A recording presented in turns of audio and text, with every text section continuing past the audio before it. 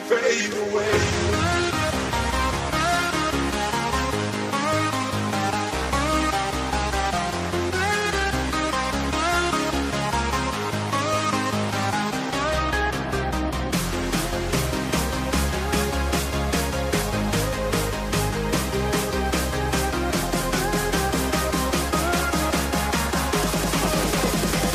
Never fade away.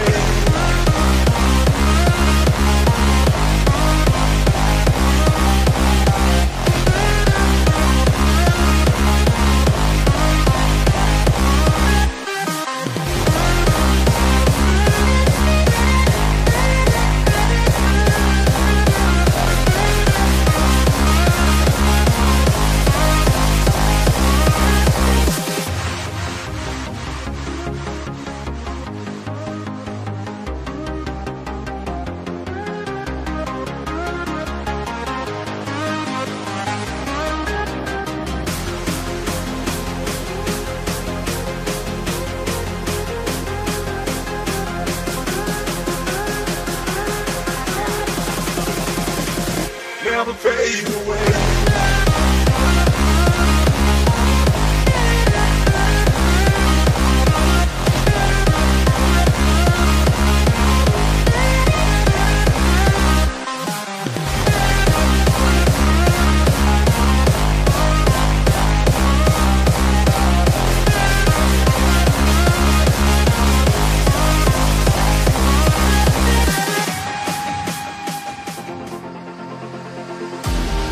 Seven days and 7 nights, I haven't seen you for a while. You got me thinking, you got me lost in translation, I'm feeling gone. But for now, all I have to say is hello, goodbye.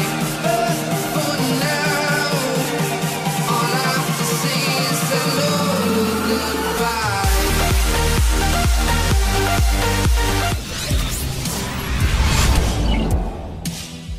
This could be a kill. The first blood there for Ozzy. Emperor's Divide isn't going to do a lot, but still plenty of damage being dealt out by Ozzy here. Norgal's going to go down. There's the Hextech ultimatum on his Stutard. He could go down here. Slatebot grabs the kill, but GG's going to try and turn this one around. They're going on to Ozzy. There's the aggressive play from Tyson Vote. He's going to take down the mid laner. Now Rocket Jump into the base. GG wants to engage her. The Glacial Prison is going to mid, but there's Dr. High getting out of the backline. The ultimate from the Taric is going to suspend a little bit of this damage. They're going to have to deal with it for a little while longer. The Featherstorm comes out. They're trying to shred through the front line. Norgal going very low. The Talus is going to grab that kill. Now they're going to try and chase down here. The triple kill there to the Maokai, able to escape. Skywish could be caught here. Quadra turns on to the Amumu and down he goes. Now Norgal's in big trouble as well. Forces the flash away, but that's a double kill for the Tristana. We're going to get the resets. There goes Gertzen. That's the triple. Could we see another pentakill? Going to go for Tyson Vo. There's the Quadra. Can he get the pentakill for our 6th time on stream? He's gonna go for here, and that's the pentakill Quadra on the Tristana. They're gonna bust open the base and they could go for the win. There's the engage, there's the package, and now they're gonna go for this fight. Glacial Prison is gonna land onto Greed, and he's actually gonna go down. Skywish grabs that kill. Good ult from Gertzen will get damage onto multiple members, and this is gonna be the full fight. Featherstorm activated, down goes the jungler. Skywish is dead now, but Talus trying to turn onto Mr. Johnny. Dr. High going very low, able to dash away and shield up his teammates here, trying to chase down the backline, but it's not gonna be enough. That's the double kill for Quadra, and Norm used well to actually zone him away, and now they want the fight. Vital Point is going to engage. The Let's Bounce is going to grab in Vitalis, and he's going to go down. The kill going over to the jungler. Quadra is going to get a kill on Flounda Pounda, but down goes the Taric, and here comes Vital Point Storm. Sindri trying to run away. Quadra still at full health, trying to deal out damage into the backline, but he could go down here. One more shot. The explosion shot is going to take him down. And Loco, the slingshot by the support there. They're going to engage onto the team. Down goes one Nexus Tower. Ooh, 9 to the front line, going to try and take down Ryox. Down he goes. The support is very low. Weimel and the AD carry forces it back away as Badinsko is now on his fountain. Both Nexus Towers are down. They're going to turn on to the Nexus, and not enough response by Reign of Kings as down goes the Nexus, and Vital Point Storm will even up this series.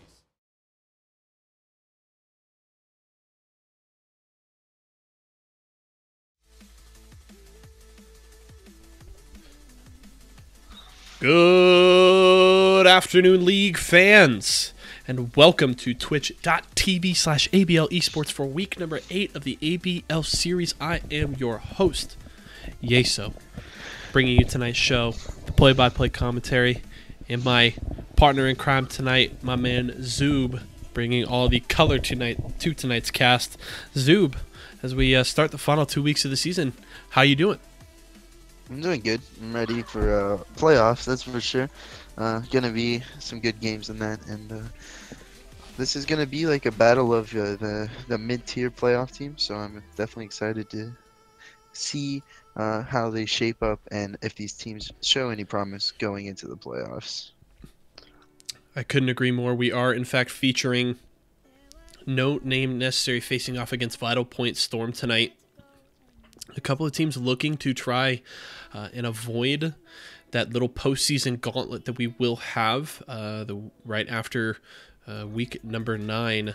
The bottom the bottom team in the standings won't make the playoffs, and then seeds 6, 7, and 8 will play a mini gauntlet for that final spot in the quote-unquote bracket stage. And currently No Name Necessary and Vital Point Storm are both tied at a 3-4 game record, tied for that 6th place spot.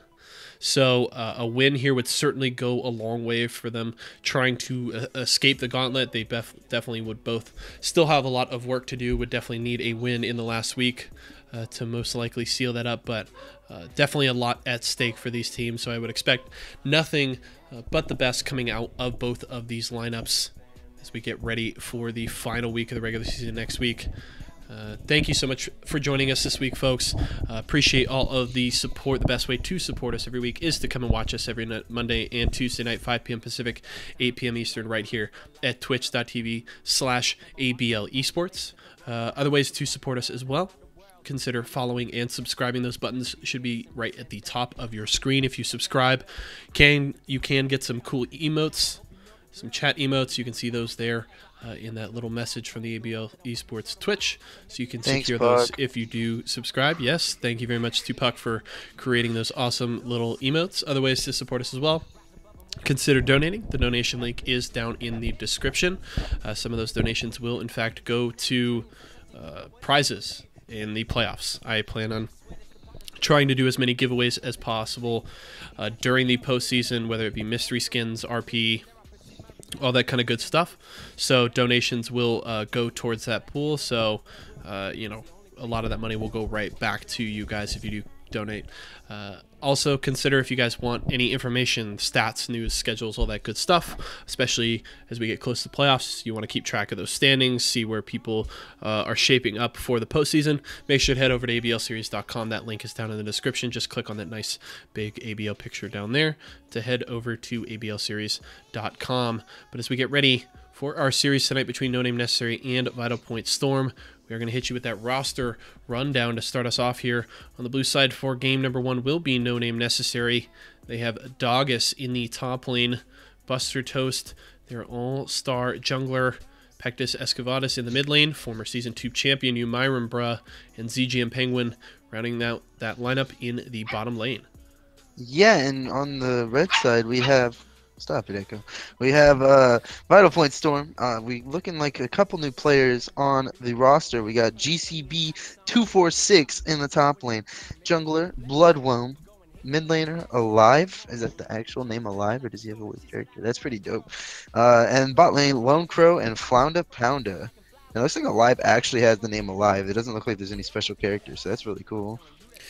Yeah, it's pretty rare to see stuff like that nowadays. Considering how old this game is, that typically means you've had an account for a very long time. But we are giving them the ready, and we are into draft for this first game. Now, we are on patch 8.6. If you are curious about some of the changes there, make sure to head over to leagueoflegends.com. The patch notes are there. I think I can send you guys...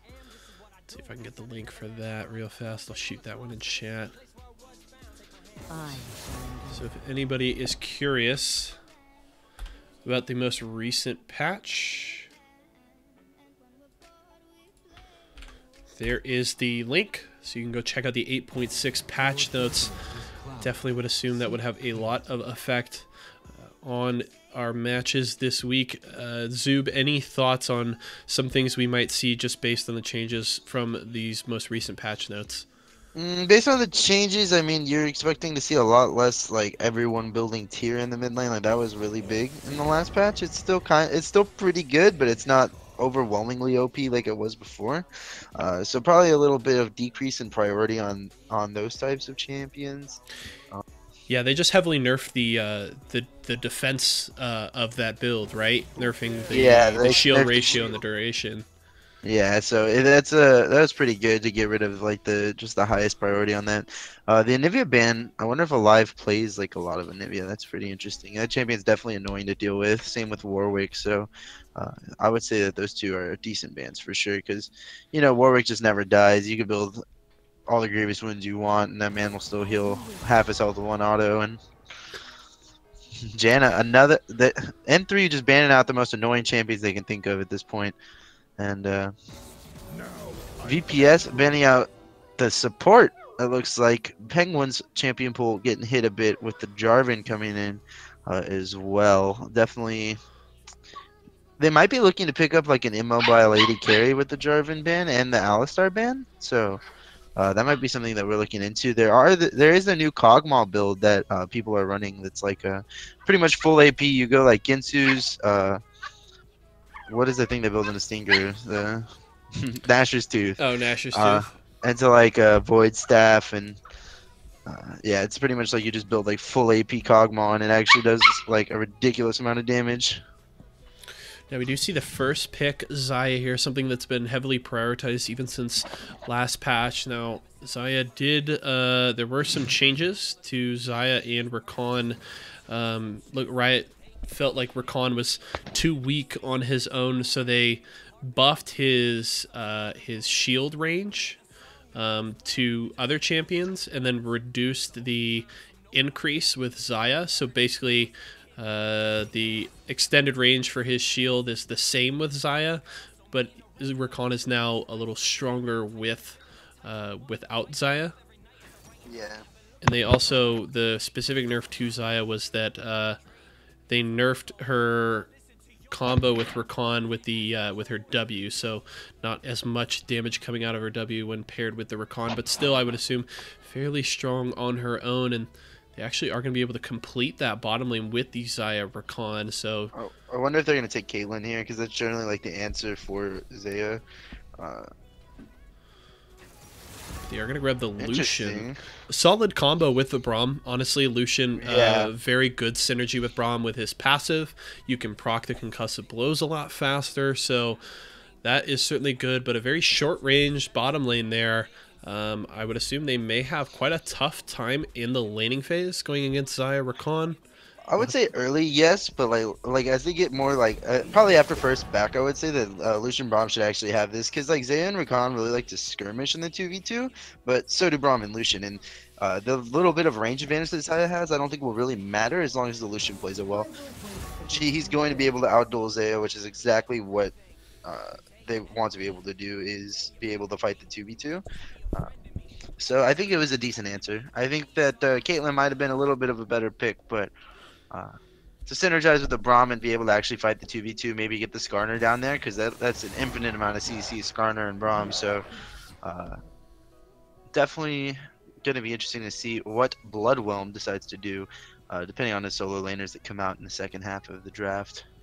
Yeah, both teams selected their bottom lanes as well as their junglers in the first pick phase here.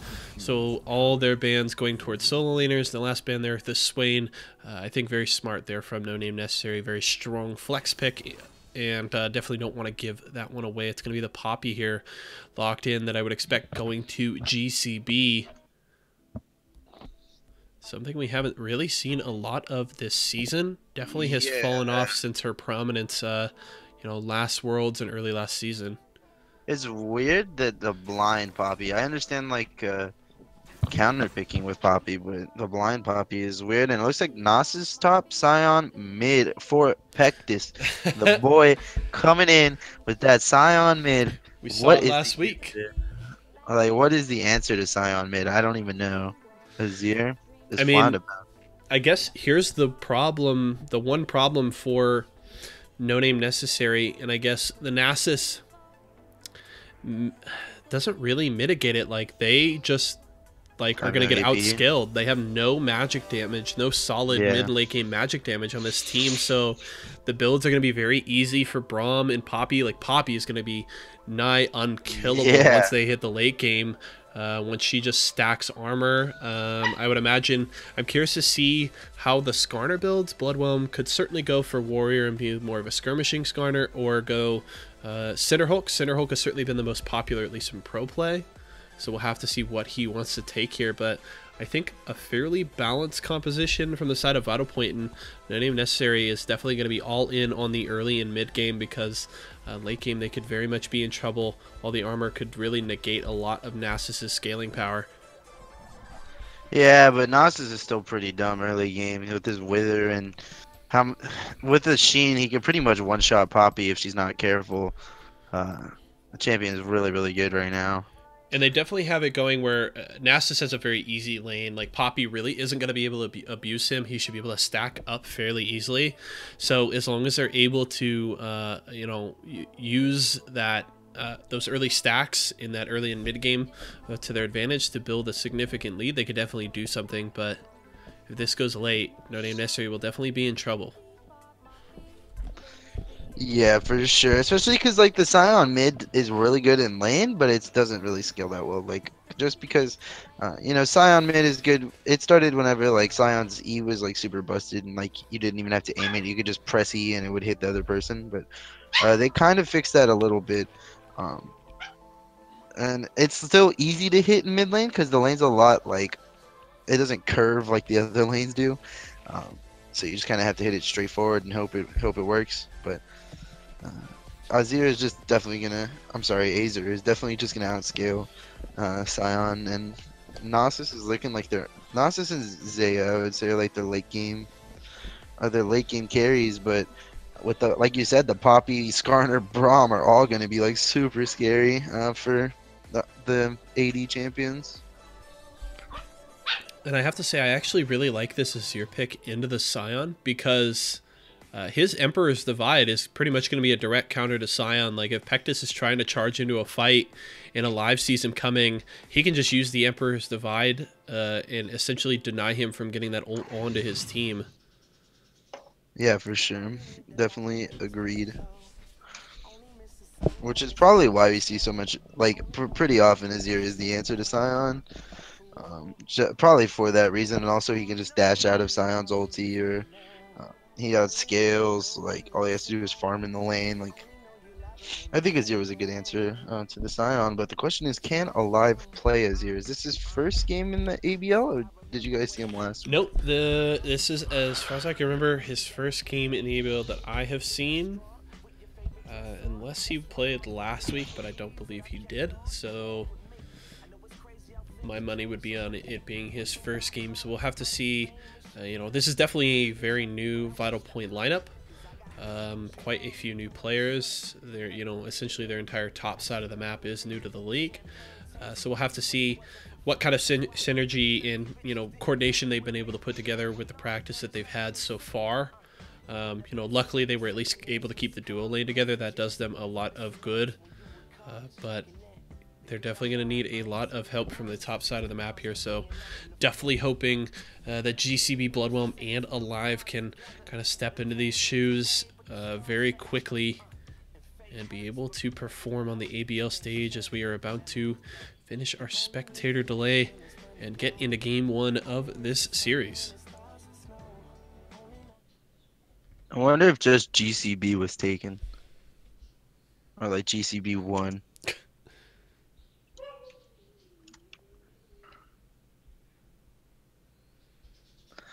Thoughts on Lucian Braum matchup? Were you not listening? Like we were saying, it's gonna be rough early, but I think once they get their first back in, it'll be decent for the bot lane of Vital Point Storm, especially if the Skarner makes a visit down there. And the Lucian definitely has the ability. That Zion, or that Xayah Rakan 2v2 is very much trying to outplay Xayah's feathers and her ultimate. And trying to avoid Rakan's engage, and Lucian definitely has the ability to do that. I would hope that Lone Crow goes the crit build.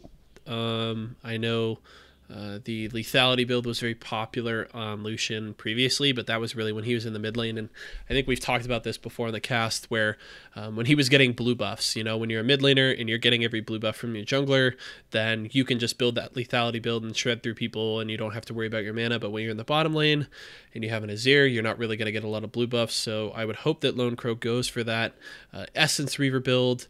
And that just means that, you know, you get to that cooldown cap, and, you know, your Lucian's just dashing around all over the place, and would definitely make Xayah and Rakan's life very difficult. But we are into game number 1, folks. Thank you so much for joining us today. Hopefully we can bring you a great series here.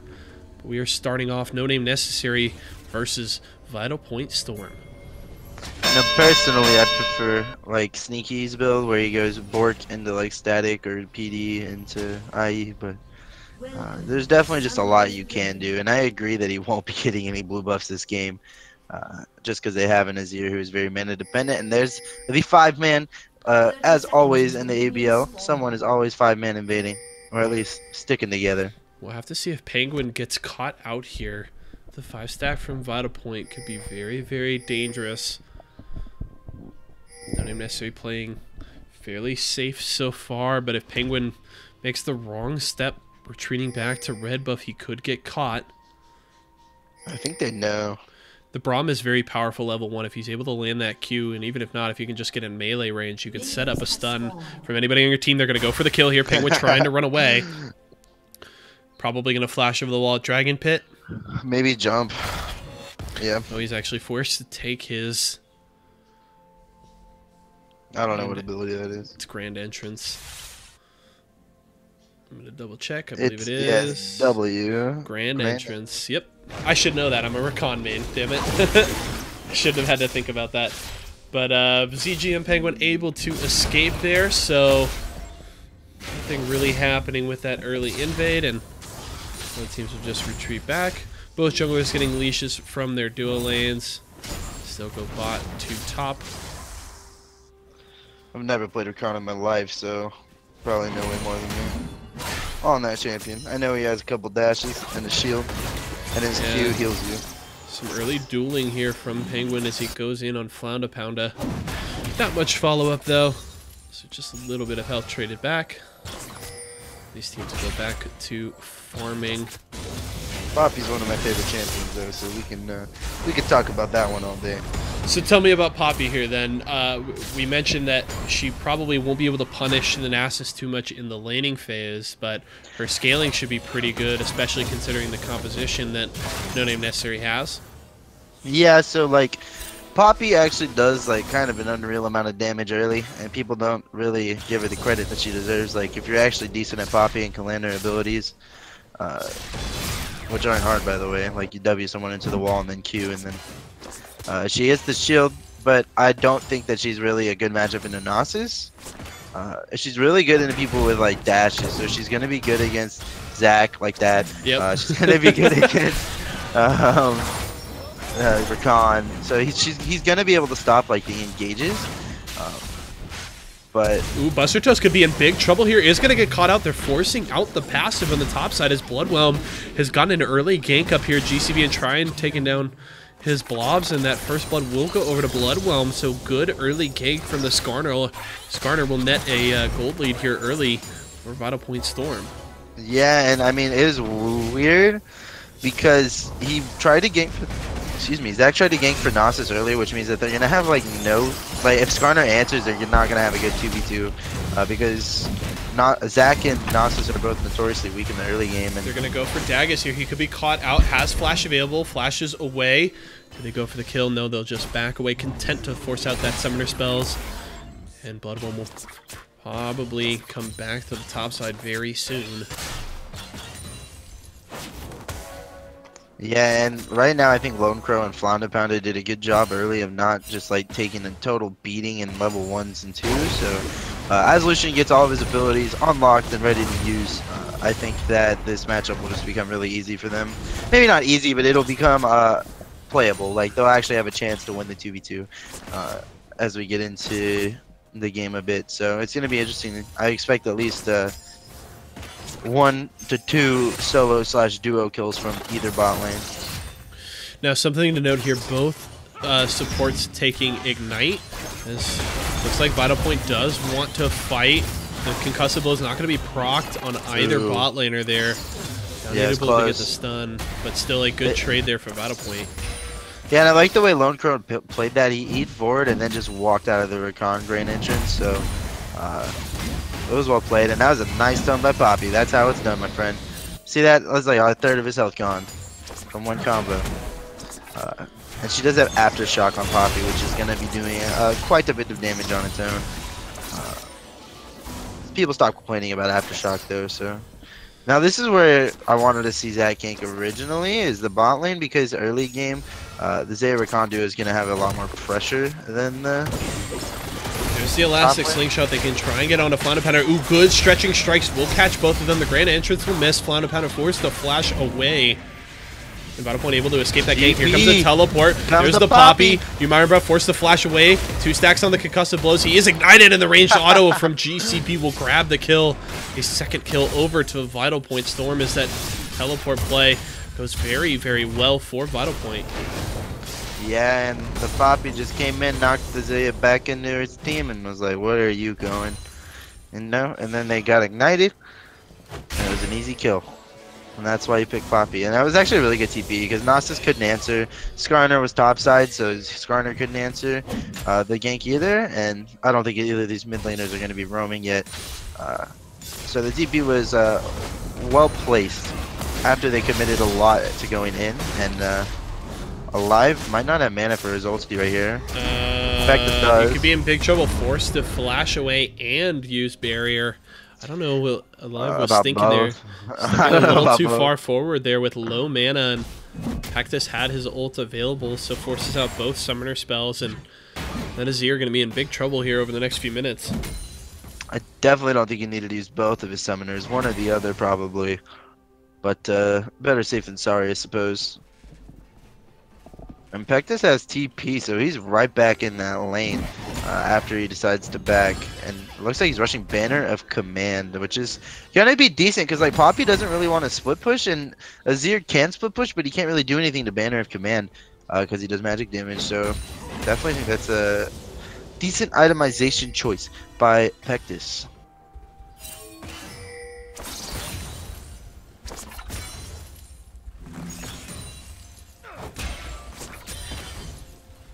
And it looks like he is going for the Essence Reaver build on Lucian, so you get your wish. Either that or he's going like Bloodthirster first item, which, you know, not good. What I wanted to mention there before we had a couple of kind of successive duels there is I wanted to point out Ignite taken by both supports here.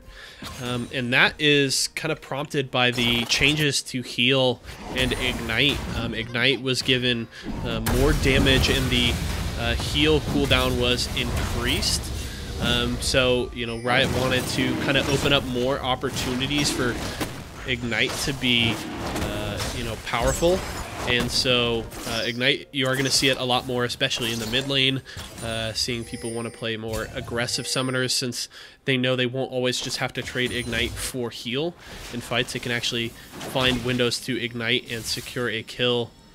Summoner Spellbook on ZGM Penguin would mean that he probably won't keep that Ignite on the entire game, could swap to Exhaust, but will definitely have an even lower cooldown on that spell. Yeah, for sure. I like the Ignite buffs personally. I think Ignite was I mean, it was weird because like I don't like it because it's like champions like Zed, who they buffed like 6 patches in a row, can like just take Ignite and probably are more likely to get kills, which is also good because Zed kind of sucks. But it's definitely good for the bot lane because I was tired of seeing Exhaust like so often. Like Ignite makes bot lane so much more interesting. Of course, in my solo queue games, it just means that my bot lane's gonna die more often.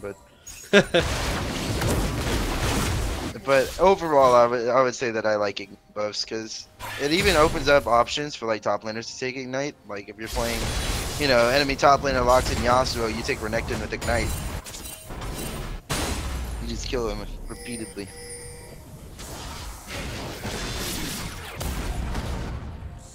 All right, And go ahead. Sorry, go ahead. I was gonna say it also takes away from the mid lane. Mid laners always taking heal, because that's something that I think Riot wanted to do with with those changes was like mid laners just taking heal every single game because it was the best summoner spell besides Flash. So it definitely changes that, like exactly what they were looking to do. And Sion or Peck is showing why Sion is a hated champ in the top lane. Live forced to use his Emperor's Divide though. He could be in big trouble as they have shown up. Buster Toast getting here for the gank. Bloodwhelm is here as well, but they may go down. ZG and Penguin arrives, gets the ult. Buster Toast going to grab the kill onto Alive. Bloodwhelm trying to flash away. Good flash with the ult from Penguin will force out the flash from Bloodwhelm as he is just able to escape, but that's a kill over to No Name Necessary as they're trying to get back into this game and close that gold gap. Now down about 600 gold. Yeah, and the bot lane for Vital Point wasn't really able to punish for that roam either, so Zax was providing too much CC in that 2v2. It was actually insane. And it was funny because he like ulted them back, and then as soon as they like started going up in the air, Peck just hit him with his ult, so it was a funny little interaction. And Poppy just destroying the Gnosis, oh my gosh. Yeah, the ultimate from GCB will knock Dagus up and force him to flash away. Man, Aftershock plus bone plating is just going to make this Poppy so hard to kill. Yeah, and Dagus is really low. If Poppy still has flash here, like, this could be really bad if Gnosis decides to stay without, and he's not able to farm up with his Q first. He's going to flash in and go for the kill. Forces out the ult from Dagus. He's going to eat a couple of tower shots. One more there. Can he go for the kill? Doesn't look like he's going to have enough damage, and Dagus actually able to bait GCB in and get the solo kill even before Buster Toast arrives. That would have worked if he'd stunned him against a wall, but he kind of got a little rambunctious there and went. ZG and Penguin going very low, force the dash away. Umaira Bro uses the Feather Storm, but Lone Crow able to flash in and grab the kill. The root onto Lone Crow, he's going to get the double kill, but he will go down. No. He's actually just able to escape, so a great play there from Vital Point, able to get the double kill in the bottom lane. Now Pectus has dropped this. Oh man, the banner on the canning main in mid lane, and it dies so slowly. Yeah, Bloodwhelm and Alive barely able to touch it. Yeah, Alive not even able to damage it at all. And that's like the power of it, right? So now Bloodwhelm actually has to come into the mid lane and take some XP from his mid laner to help kill that cannon, and there's no other answer to it. So Pectus going to be able to just like abuse the fact that he has this XP lead there. Bloodwhelm could be caught out here. Pectus trying to come down and grab him. There's the ultimate. Buster Toast has arrived too. Elastic Slingshot will miss, but it isn't going to matter. There goes ZG and Penguin, and down goes Bloodwhelm. The teleport from GCB will be canceled. Yeah, and now No Name Necessary can look to push mid. I don't know if Dagus needs to finish his TP there. Maybe they're just trying to push mid. It's 5 players, 3 or 4. Infernal Drake is up as well, so they will trade some damage on their top tower in exchange for this Infernal, but I'd say definitely worth here as they can get that scaling going. For sure, anything for an Infernal Drake. I would even trade Baron for Infernal Drake. Okay, I don't know about that one. But I was gonna say. I would trade a lot of things for Infernal Drake. A lot of things. Zoot would trade his mom for an Infernal Drake. Dagus, activating his ultimate, wants to fight the 1v1 up here, but still that Poppy too tanky, is going to be able to walk away. Yeah, but you saw right there, Dagus is doing already crazy damage to this Poppy with the armor and everything, and this is why Gnosis, in my opinion, Gnosis isn't the best champion, but his Wither needs nerfs. Like, the Wither is just too strong. It's on like, whenever it's not active, but like, it's on like an 8-second cooldown and it lasts for like 6 seconds, so it's pretty stupid. And it doesn't even cost him like any mana whenever he gets a couple items, so. Yeah, and Dagus now hovering up near 200 stacks, so those Qs are going to hurt as he tries to slap you with his cane. Buster Toast coming down to the bottom lane. He's going to land the Elastic Slingshot, the engage from ZG and Penguin, but there's no follow-up. Lack of communication there by No Name Necessary as their 80 carry was sitting under tower farming. He's like, I really need the CS, guys. But another missed E from Buster Toast. He's getting a little bit too hypey here. He needs to slow it down and hit his E's. because you know you got a long time to sit on the charge for Zaki. You don't have to use it like immediately. So take the time to aim it, Buster Toast. Take time to think Jesus. Is that a thing? What? Dude, I'm pretty sure like that's like a church thing where they say like take time to thank Jesus. I don't know. Are you saying I'm that not because sure. it looks like Zach's down on his hands and knees praying while he's charging up his slingshot? He's down there. Yeah, Praise Jesus! ZGM Penguin But, is going to go for the engage, though. Using his ultimate is going to force out the flash from Fonda Pounder. There's the ultimate. Is going to catch Lone Crow. The layered CCing Umaira able to grab that kill. Let's Bounce pulls Fonda Pounder back into the team. He's trying to retreat under his tower. They're going to be able to knock him down here. Buster Toast able to grab that kill. And they can look to grab a tower as well as Vital Point now trying to make a play on the top side. Dagus gets ulted by Bloodwhelm, stunned into the wall by GCB, and GCB able to grab that kill. So kills traded across the map, but No Name Necessary definitely has the, is dictating the pace right now as they get 2 kills on the bottom side, and will be able to grab tower first blood here. Yeah, trading it for top tower, but the top tower is not going to go down. Or, I'm sorry, it is going to go down, but it's not going to go down first, is what I mean. And, you know, getting the kill on the Nasus is okay, but he's already got Trinity Force of 15 minutes. This Nasus is going to hurt. I don't think the Poppy's going to be able to survive the 1v1 whenever it comes into the mid-game. Yeah, it just seems like Vital Point waited too long to punish that Nasus and have allowed him to stack too much. Yeah, and Pectus is so tanky. Alive sitting there nailing him with the soldier autos and just doing absolutely nothing. With the shield and then also the Negatron cloak. And the Merc Treads actually for Scion. It's not looking good for the solo laners of Vital Point. Is this going to be split push Scion? He has the He has to be.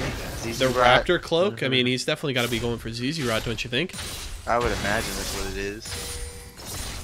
I don't know. Unless it's what's that item that shuts Ohm off Wrecker? towers? Ohm Wrecker. That'd be great. I would love to see an Ohm Wrecker built right now. That'd be awesome.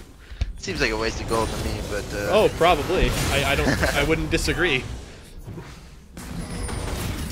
they should definitely make that like an assassin item where you can like disable towers. Oh man. Just get rid of like the Come tanky on. stats on it. It's just like Are a you kind telling of me- protective item. Are you telling me you want like a Zed to be able to build an Ohm Wrecker and like ult you and turn off the tower and just like dive you 1v1? I mean, maybe not turn it off for as long as it does. Maybe like give it like 1 second to turn off or something. You know, because it would be mostly effective. Like think about who wants to build an Ohm Wrecker, right? Like it gives you tank stats, but like the point is to turn off towers. Tanks don't need to turn off towers. They can take a tower for like 20 shots. It needs to go on like a squishy member to be useful. And I love that this is a question that we have to ask. D-Loon, is Ohm Wrecker even in the game still? And Wired Sponge says no. Honestly, I wouldn't even be surprised if it wasn't still in the game. Nobody ever builds it. Pectus trying to run away from Lone Crow here is going to go down. GCB has teleported down to the bottom side. They're going for Dagus. Yeah, Pectus will go down though. There's the ultimate onto Dagus. Bloodwhelm pulling him back into the team, but the Let's Bounce will draw 2 under the tower. CGM Penguin has arrived. Grand entrance onto the Lucian. It's going to charm him there a little bit. Lone Crow trying to run away alive has finally arrived on the bottom side. Is going to try and assist his team. The stretching strikes grab 2. Good Emperor's Divide is going to knock him away, but there's the Featherstorm. It is going to root Flounder Pounder trying to run away, but that's not going to be enough. Umaira able to grab that kill, and with no tower, they can continue to chase. There's the double kill for the Xayah as Alive goes down in a 3-for-1 in favor of No Name Necessary. yeah, I mean, and they have the Banner of Command already down here. It looks like Nasus might be getting one too. So they're definitely going in all in for the split push strategy. Scion has Banner of Command ZZ Rod. And Nasus' second item is looking like Banner of Command as well. So, and it's a good decision because like the enemy team has no way of answering it with the Poppy in the top lane, not good wave clear. You have the Skarner, I guess, who can come and smite the banners. But if they have 2 banners, which one is he gonna smite? They just don't have, like solid 80 wave clear. I mean, the Yeah. Lucian is okay, but it's so risky for him to go up and clear waves. For real, They're going to especially try with, and like, make a this play on banner. a Pectus here, but he's just too tanky. Yeah, so definitely smart thinking ahead by No Name Necessary with the builds here. Buster Toast alone, jumping out. Good decision. Very good decision. But I'm curious to see if the Poppy can survive this 1v1 and if, you know, Azir can start hopefully doing some damage soon. It does take a while for this champion to come online, but he's doing nothing to affect this. We talked about the scaling issue that No Name Necessary could really get into if this goes to the late game. And it seems like their strategy is we're just going to build all the crazy split push items we can, and we're just going to destroy your base before you even get a chance to fight us at 5 or 6 items. Pretty much, and the Banner of Command was enough to take down the tier 2 bot lane, so... I mean, the fact that they already have the whole bot lane opened up is pretty big for the Baron contention coming up soon enough. Right now, probably, because they are at 20 minutes. Midnight Tower is down thanks to the Banner again. You know, they open up the top lane tower here, they could easily set up for a bit early Baron. Yeah, Baron plus possibly a couple of banners and a ZZ Rot would mean that Vital Point base could be in big trouble. We've seen a lot of early-ended games in the ABL series over the last few weeks. A lot of teams being able to finish off after grabbing that first Baron. This Rift Herald for Vital Point will open up the mid lane. So that is going to help them turn this around. They look like they may want to go for the dive. Flounder Pounder is going to get grabbed in the Let's Bounce. Here comes the engage from ZG and Penguin getting onto the backline. Here comes Umirabra, going to try and go for the fight here. But good ult from GCB will knock the Xayah away. But here comes the follow-up. Buster Toast trying to get after Lone Crow. The stretching strikes will land. He's able to pull 2 in as Bloodwhelm goes down. Down goes the Lucian. Double kill for the Nasus, and Doggus is a big, big dog right now. Yeah, Lone Crow was alone at the end of that one and just got left to die. And I don't know, I think diving was just way too greedy there. They definitely could have just hit the tower. It doesn't have very much health left. Like, the Lucian could have just been autoing the tower, a couple rotations of his E, and probably would have taken it down. But instead, in fact, this placed in the ZZ Rot. Nasus not quite doesn't have the banner yet, so that's at least one saving grace for Vital Point Storm. But Fonda Pound is so low, and Poppy's here, but they're fighting 3v5. Oh, Doggus just canes down the support. They're trying to chase down the rest of the team. Bloodwhelm has respawned, so has Lone Crow, and they will be able to grab the kill here onto the Zac. So that is 3 kills as No Name Necessary kind of over-aggresses here. But one thing I do want to note, that fight at the No Name Necessary Tier 2, Vital Point lost that fight, and Umirabra wasn't even in that.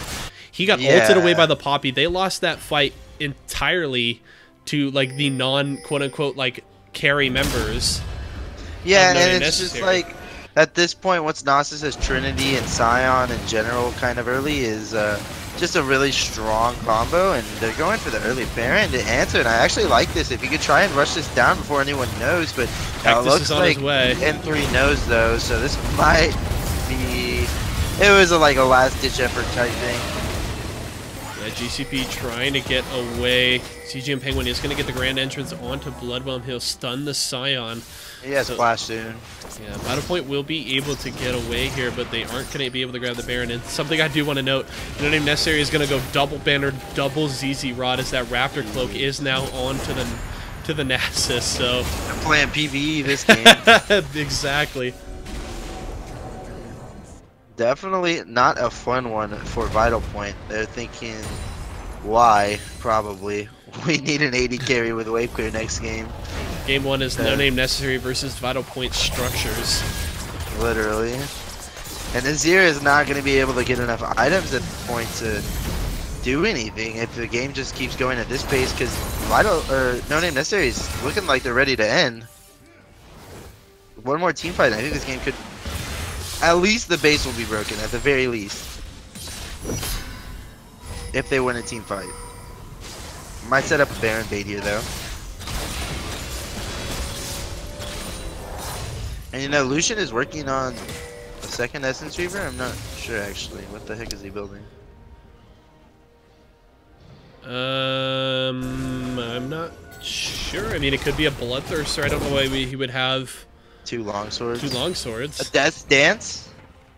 Maybe. No, Death Dance doesn't build with a BF. Oh yeah, no, it's Pickaxe, the Vamp Scepter, and all build. So, you know, I really don't know what he's going for here, but they're opening up the map with the top tower going down. They're gonna put some pressure here. They're gonna fall back to the Baron, and they're gonna end the game. Yeah, that honestly could be it. They have the bannered Kang minion here. Is going to go down to Lone Crow, since that's pushing the tower fairly easily for him to take that down, so they'll be able to protect this tier 2. If Vital Point can stall, that will go a long way for them, but No Name Necessary definitely needs to push the pace. They're trying to secure vision around Baron again. Pectus is in the bottom lane, has teleport available, as well as his ultimate. Dagus with the flash wither. But there's the engage from ZG, and Penguin is going to get the grand entrance. Lone Crow going low, and down he goes. The Kane will take him down. Dagus with the kill. Now Bloodwhelm trying to run away. The Feathers will not be able to root him, but still with the 80 carry down, No Name Necessary can definitely look to turn to the Baron. Pectus has Banner and the ZZ Rod in the bottom lane. Yeah, GCB isn't going to be able to deal with this. Right, yeah, not at all. They're at their strongest point right now for No Name because all of the champions are like mid-game champions where they're like the strongest. So, definitely now is the time that they need to be pushing their lead. They all have a couple items. Zaya gets strong at 3 items and then scales pretty linearly from that point. Besides that, they're not going to like scale any harder than they already are. Bloodwhelm could be in trouble here. He's caught out by Buster Toast. They are going to be able to take him down. Dagus, now with his 6th kill, the Emperor's Divide is going to push No Name Necessary away, but not fast enough to save this corner's life. And Vital Point kind of just trying to find any little victory they can, but not much coming for them, as No Name Necessary is going to turn back towards the Baron, and with minions pushing on the bottom side, Vital Point isn't going to respond very quickly. This could be the Baron for No Name Necessary.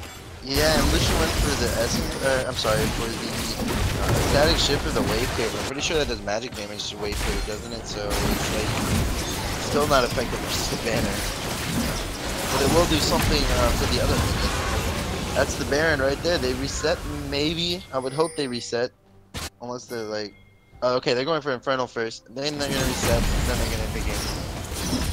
Without a big throw happening here, I can't imagine that VPS wins this one. I don't see them winning this fight either. Doggett is a little bit low on mana, but he does have enough to ult and then press Q a few times, and that's all he's really needing to do. They're not a good. Yeah, Vital Point doesn't even go anywhere near that Drake. They will just concede a second Infernal to No Name Necessary. They'll all back, spend their gold, and come back onto the map. Pretty much ready to finish this game as we just eclipsed the 27-minute mark. No Name Necessary certainly in a position to close this first game out. Yeah, and if I was on VPS, I'd be thinking about game 2 at this point. Like, what went wrong in our draft? What went wrong in the game? And how can we fix it for game 2? Because they did look pretty strong a couple weeks ago, and N3 has not looked their best this season. So I'm definitely curious as to what their game plan is coming to the next game. But this one's technically not over. If they can somehow hold off this Baron push, then they have a chance for sure, but it would have to come from an error from N3, which isn't something you can really rely on the other team messing up. You have to more rely on your ability to outplay, and at this point I don't see really a whole lot of potential for Vital Point to outplay the team. The one thing I will say for Vital Point right now is No Name Necessary not really pushing the pace here with this Baron. Pectus could be caught out here good. Flash Emperor's Divide is going to knock Pectus back and just force out his ultimate, so he's able to flash and escape with the ult. But now No Name Necessary pushing down the mid lane, actually able to get that minion wave up there pretty quickly, and they will take down that inhibitor tower as Pectus now continuing to push on the bottom side. They're going to be pressuring now 3 lanes as Dagus has gotten that wave up the top lane inhibitor tower, and this will be 3 lanes of pressure. Elastic slingshot from Buster Toast will catch Lone Crow. He's ulted in, and down he goes. He had no idea. Cloud and Powder going to defend as best he can, but it's not going to be enough. Myra able to take him down. They'll take down the inhibitor tower and focus on the inhibs. And Nasus just taking those minions into the Nexus towers. This is going to be a pretty clinical finish here for No Name Necessary, getting all 3 waves of Baroned up minions into the base. They're going to go for the final kills here. There's the Featherstorm. Pulled in will be the root onto the Azir, and Pectus charging out. He does die to the Fountain Tower. That will be game 1 going to No Name Necessary. Yeah, pretty convincing win for them. definitely interested to see what they have planned in the next game for VPS. They clearly can't just run the same strategy of early picking, you know, Braum Lucian, or else they're just gonna get punished like this. Once again, I think the Skarner pick was fine, even though Bloodwhelm didn't look that good. Good champion. They just need something to be able to answer, especially because like they blind picked the Poppy, and even though they had like last pick, I'm pretty sure. Yeah, they definitely had like the very last pick in the draft, and for some reason they blind picked Poppy, and then they were just kind of. Then No Name Necessary just kind of knew like, okay, they have no way to split push versus us. Let's just, you know, build banners, build easy routes, and end the game. And it worked out perfectly. We were very concerned about the late game for No Name Necessary, and that they would get in trouble with the very narrow composition that they had built, but they played around their strengths so well, were able to just grab that mid-game lead and push it through to a victory with that heavy split push style. I mean, how often do you see double banner, double ZZ rot on a team? Like that's absolutely ridiculous, but No Name Necessary able to push that to a victory.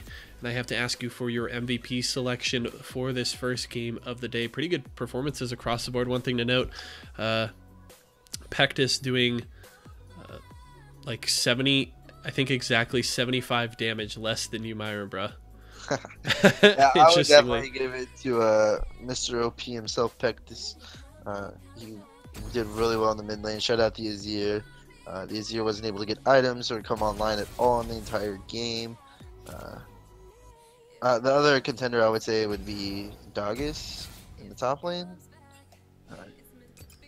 He did pretty well, like, but he's playing Gnosis, so I can't quite give it to him because it's not that hard to pull off, I would suppose. But I do like that they decided to go for the double banner and double ZZ just to set up the split push even better. But I think Doggus just had an easy lane, and I think Pectus is the one that actually was able to survive with a lot of pressure on his lane and help them win. Yeah, both Pectus and Doggus, just once they were able to grab those items, were able to move around the map and just put so much side lane pressure, especially with their builds. So, good on them. Once we get zoomed down to spectator, we should be able to get into the second game of the day. Doesn't look like we'll have any roster adjustments here, just both teams swapping sides, as it appears Vital Point has selected blue side for this second game, so we'll see No Name Necessary swapping over to the red side. We'll have to see what kind of adjustments we get into draft, but we are into Champions Select 4 game number 2. Do you expect any specific bans from Vital Point here? Do they drop the Nasus? I was wondering if they're going to drop the Scion ban. Either that, or I would say, like, try to ban out, like, Buster Toast, I think would be a viable strategy. Because, you know, banning out a certain player is always a viable strategy, but instead, they're sticking with the Tarek ban. Do they take out... what else did they ban in the last game? They banned Tarek, J4, Alistar were their first phase bans. Yeah. Seems a little bit weird to me. None of those stand out as OP champions. I did like N3 just banning out the annoying champions with Janna and Warwick added. But yeah, there's the Scion ban. That a little more sense. And I think that's honestly a really good ban. Scion is very strong in the meta, honestly, right now. He hasn't played a ton in the mid lane. You actually see him a lot in top or even support, but it's doing good things for No Name Necessary. It's not a bad ban, and I think very smart for Vital Point to drop that away. Maybe getting more traditional matchup in the mid lane, and Xayah going to be the first pick this time around. The problem with banning against Pectus, though, is that he plays an unlimited amount of champions. Oh yeah, his champion pool is huge. You'll never ban him out, but you can do your best to get him off the OPs. And I like that they took the Xayah away. The early pick, Jhin Thresh. So if I was, it kind of eliminates the problem of Jhin of not having like a movement ability because of the Thresh Lantern, but at the same time you just want to pick a couple tanks into the Jhin and they can't do much. Because Jhin is really good versus all squishies and really bad versus tanks. Like mega tanks, not like Nard tank, like Maokai tank. Like a Zac tank. Do it, Alive. Do it. I think that in 3 taking Skarner here would actually be really good. Just because they do have the Thresh to combo with that, you know, like you throw your W for the Skarner ult. Skarner ults, you pull him way, you pull the person he ults up way back into your team, and that guy's like, oh crap.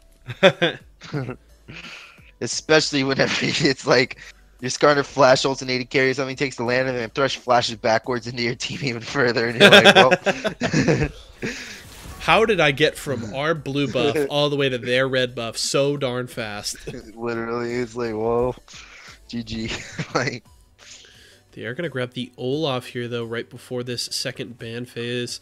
Something we saw a lot of over the weekend in the NALCS quarterfinals was very, very strong if the team is able to play around it. Olaf is very powerful in the early game, can trade very aggressively in early levels. So if No Name Necessary can draft some pushing lanes around this, they could definitely look to punish Bloodwhelm Zac, especially because the Zac is so weak in early dueling, not very effective until he's, you know, getting those elastic slingshot levels and ganking in the sidelines, but his dueling in his own jungle is not very effective. So part of me wonders if Dogs is about to pull out the Swift special and play Olaf top and go 0-7 and still win. You know what is available right now is the Swain. Hasn't been banned or picked Oh, yet. yeah. Let's see. Giving that to Pectus might be a big mistake. Oh, dude, I would be very surprised if Vital Point didn't ban that right now. They're actually gonna ban the Cho'Gath, dude. This has got to be a Swain pick. That's got to be an oversight of the champion. Especially since you can flex it too, so you can pick it, see what Vital Point finishes their composition with, and then decide if you want to send it top or mid. Yeah, this is there it is. I would not want Pectus on this champion against my team. This is gonna be very, very scary here. The Singed? I would like to see Singed. Pick it. Let's pick it, buddy.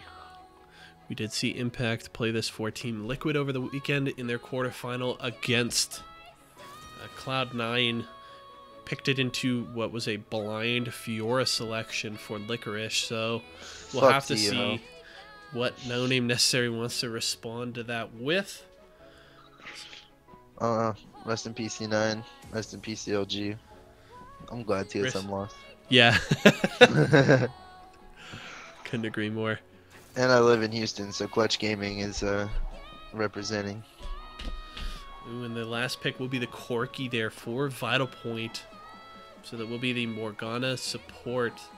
Now, what does No Name Necessary want to play here? Do they have something they feel comfortable throwing at the Singed? Or do they just throw the Swain up there and grab something for Pectus with this last pick? You want to play a carry in the Singed. You don't want to pick things in the Singed. And it's going to be the Rise. Wow, Rise and Swain going over to the same team. Two ridiculous power picks right now in the mid lane, and they'll just throw the Swain up top. And that is quite the composition that No Name Necessary has put together. You want to talk about pushing lanes. I mean, you got a Swain, which should be able to bully Singed fairly well early. I mean, Singed will be able to farm up okay, but he won't be able to push the lane, I don't think, with the now it's threat of the VPS. It's now VPS's turn to build Banner of Command. I Yeah. have no answer for it.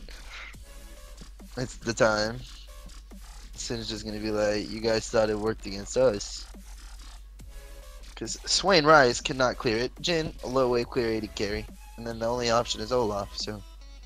unfortunately for VPS, Corki doesn't really build Banner of Command. I guess he could, but not really a desired item for the champ. But, you know, if we get the banner on Singed, I think it could be real good. I will say, though, you talked about the Jhin selection for you, Myron, bro, and when Jhin is at his strongest and it's into those low tank compositions, and, you know, all they really have is a Zac. The Singed will be a little tanky, but I would imagine he'll probably be rushing Rylai's or haunting guys for the lane there. So the Singed will be a super tank. This could be a really good game for you, Myron, bro, and this Jhin.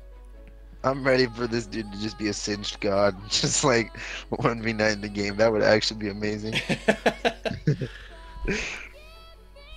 Well, if you are curious about GCB stats on that, since you can use the op.gg extension on the left side of your screen. Can see some of his recent games, his runes.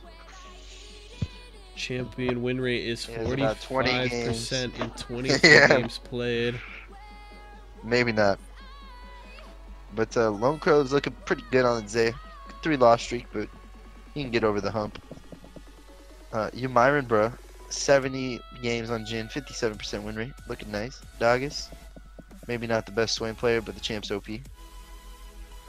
And Buster Toast with that sick 3 games on Olaf, won 2 of them. That's all that matters is positive. And I think you can take it right from the mouth of Febivin yesterday when he was interviewed after Clutch Gaming's win over TSM, and they were interviewing and asked him about the Swain pick, and he just said, well, Swain's just pretty busted right now. So Yep. Literally.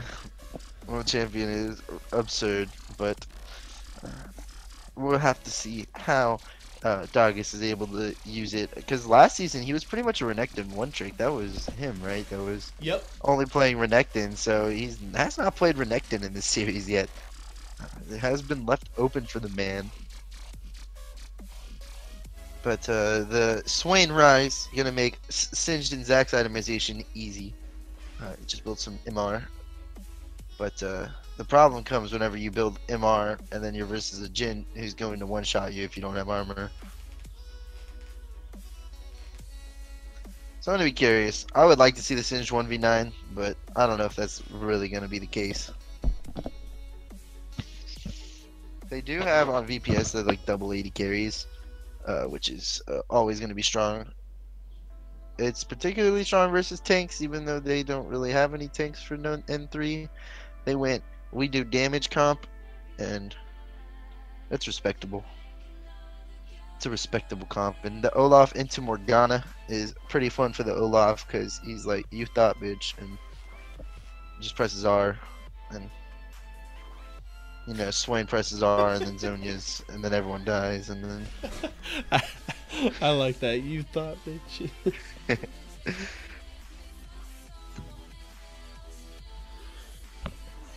Alright, well, we are loading into game number 2 after No Name Necessary. Was able to grab the victory to start this match off over Vital Point Storm.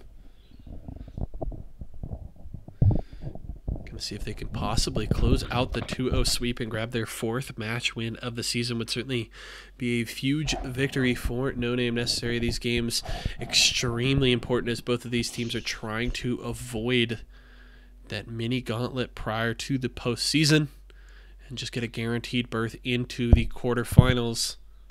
And it would also draw into question if in 3-2-0s, like this new roster from Vital Point, because we see like 3 new players. Like, I didn't think there was anything wrong with their old roster. Like, I don't know why they swapped up like this. So may have been might have had their hands forced. Not sure about the internal decisions behind this. Players, you know, sadly, the way leagues like ours run, rosters can be a little more volatile. You don't have players being paid or signing contracts, so they are kind of free to leave when they choose, and so you can often see players not quite as dedicated to the roster as you do see in like an LCS style format. So yeah, and real life shit happens too. So yep, you never rosters know. can certainly be volatile, but we'll have to see if this Vital Point newly reformed roster can get something done in this game to try and force a deciding game 3, as No Name Necessary again threatening the 2-0 sweep to grab their 4th match win. Am I trolling, or does Corky have swastikas on his wings? Those are not swastikas. Get out of here. Those are crosses. Okay, so I'm trolling. Oh, You and are we trolling. have a pause. Let's go. Wouldn't be an ABL stream without a pause. Oh, Swain is AFK in the base. No items. I'm assuming that's what this is about. Yeah, it looks like he may need to reconnect. So we are going to take just a moment for that. We'll be right back, folks.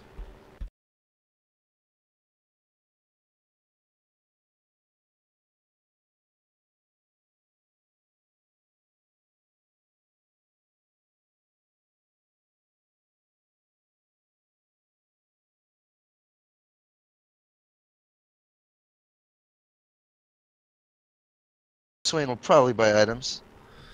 Yes, we are back, folks. Quick little pause solve there. We'll have to see if CGM Penguin can do his best Hakuho impression here today on the Thresh. If it's even close, then I would be impressed. Dr. High says that's an iron cross, not a swastika. Alright, sorry guys. I was a little confused. Because like Red Baron Corky's supposed to be about like communism, I'm pretty sure, so. No, it's supposed to be about the pizza. No, that's supposed to be about Red Baron pizza. Siver's getting the pizza skin, which I love because I deliver pizzas and I'm finally able to represent my people. Why does it make so much sense that you deliver pizzas? Dude, it makes some bank.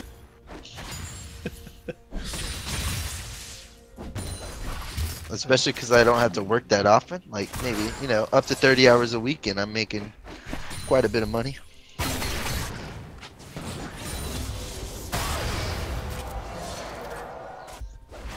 At least to get me through my computer science degree, and then I can actually make money. But you know, gotta wait for that shit. Dagus trading pretty well into the Singed on the top side. GCB going down below half health there. He chose for the phase rush on Swain. That's pretty weird. I generally think the area is the choice for runes. Phase rush is actually really good on Swain because his passive counts as one of those spells. So you really only have to land 2 spells. I see. On Swain to activate that phase rush. So phase rush is actually fairly common just depending on the matchup.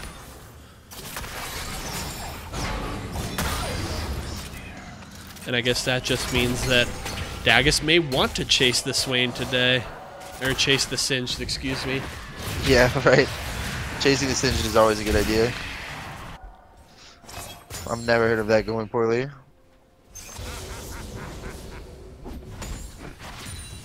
This is not a fun lane for Singed early, I'd imagine. Yeah, Dagus doing a pretty good job of punishing GCB here in lane. GM Penguin wants to fight here. The Death Sentence will land, but good black shield from Flound Pound. The Dark Dining will miss, but Yumaira wants to fight here. There's the 4th shot. Lone Crow forced to flash away. Summoner spells using all across the board here. 3 summoner spells used by both bottom lanes. This Bloodwhelm has arrived in the hot side. It's going to take quite a bit of damage here. Death Sentence will miss. Ooh, Hakuho. Haku no. Missing out on the hook on the champion. He did hit a minion though, so he did hit it technically. He hit something. But I'm just impressed that he can last hit with Thresh on the target. Bloodwhelm coming back down to the bot side though is going to land the stretching strikes. Yumaira could be in big trouble here. He's going to go down. This Bloodwhelm able to grab first blood. Yeah, unlucky for the Jhin. We'll just call it unlucky. I want to see this Jhin do some damage in the game, so he's going to come back, boys. Dagus taking GCB fairly low here. He's low on mana, though. Does he go for the kill? One more auto attack isn't going to be enough, so Dagus will just back away. Yeah. Yeah, like if he had enough mana for Q, he probably would have flash Q'd him, but he had nothing. And I think that GCB knew that, and that's why he didn't flash away.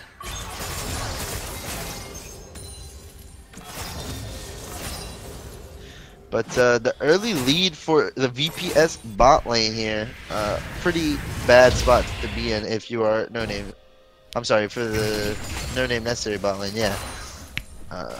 Especially because the Jhin doesn't really want to be behind. Of course, no one does, but it really kind of sucks to be behind on Jhin. So, good early gank from the Zac. CGM Penguin is going to get caught here. This could be big trouble. They're going to be able to chain CC, and Lone Crow grabs the kill there. Yumaira trying to trade back, but Bloodwhelm is down to the bot lane again. He is going to go in with the stretching strikes and the elastic slingshot, and that's the double kill to Lone Crow as he takes down the bottom lane. 3-0 lead here early for Vital Point and a 1,000 gold lead. I feel so bad to be the Jhin there. Like, we got this. I can make this a 1v2, but little did you know Zac was waiting in the bush. And Corky and Rise. Rise has the CS lead. Definitely has a better wave clear early. Uh, Corky's pretty mana reliant on his wave clear, so uh, interesting to see how Pectus goes about winning the rest of the map, because that's what Rise is really good at. Roaming, you know, his ult is pretty much a summoner spell. It's like on a 3-minute cooldown now, so. But I do know that Pectus is really good at Rise, like mechanically, so. Gonna be interested to see how he plays this game out. Potentially able to hard carry if his team lets him. Dagus has activated his ult in the top side, is trying to chase down GCB here. I don't think it's going to be enough. He's going to take a lot of damage from the poison. Straight to get the root there, but he is flipped. Ooh, is taking GCB fairly low there, but he's taking damage from the poison, forced to flash away. He could go down here. Buster Toast has arrived on the top side. Not enough damage from GCB. Man. So Dagus will survive, but they're fighting in the bot lane as well. There's the Dark Binding on the Penguin, being able just able to get away there. Feels good to get out of that one for No Name Necessary's bot lane, but feels bad for the Zac because he spent a lot of time down here, and the fact that they couldn't kill them without summoner spells. And I think, yeah, Morgana flashed there too, so feels really bad for VPS bot lane and jungler. Yeah, Zac is falling very far behind in CS also. No Name Necessary finally playing with a little respect here, considering how many times Blood One has shown up in the bottom side. Looks like Vital Point wants to take down this early Ocean Drake, though, as they've moved 4 members up to take that. Should be a pretty easy secure here. As it doesn't look like No Name Necessary wants to contest. Nowhere to be found on that dragon. But I'm sure that VPS has some faith in their AD carry to take over this game. He's already 2-0-1 on Zaya. You know, he's got the BF sword, the boots, versus the double longsword boots, which is a pretty favorable lead for the AD carry. You know, GCB actually won the trade up in the top side earlier, so looking a lot better this game for Vital Point than the last.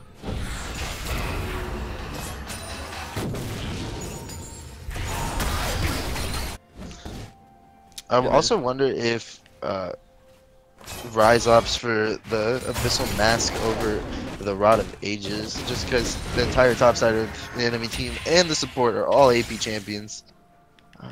Abyssal Mask would be good, but I don't know if it was this patch that they changed it, or if it was the next patch or something. But curious to see what Vex does. Dagus and GCB trading in the top lane still.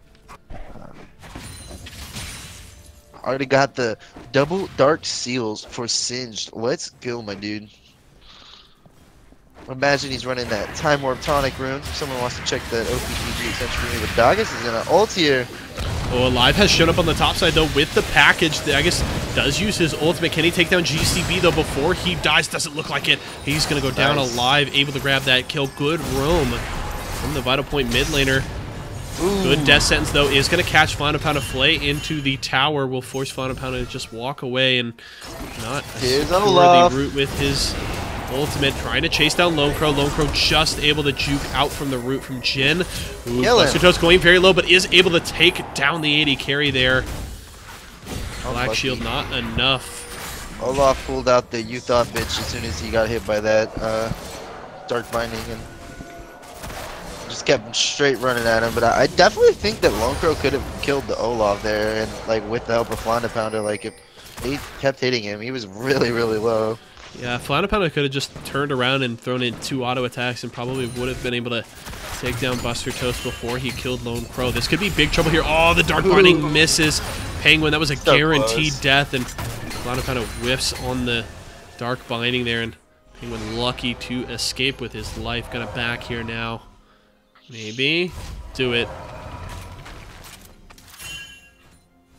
Back away, Penguin. Definitely need to back. Yeah. The longer you stay, the more farm you're gonna lose.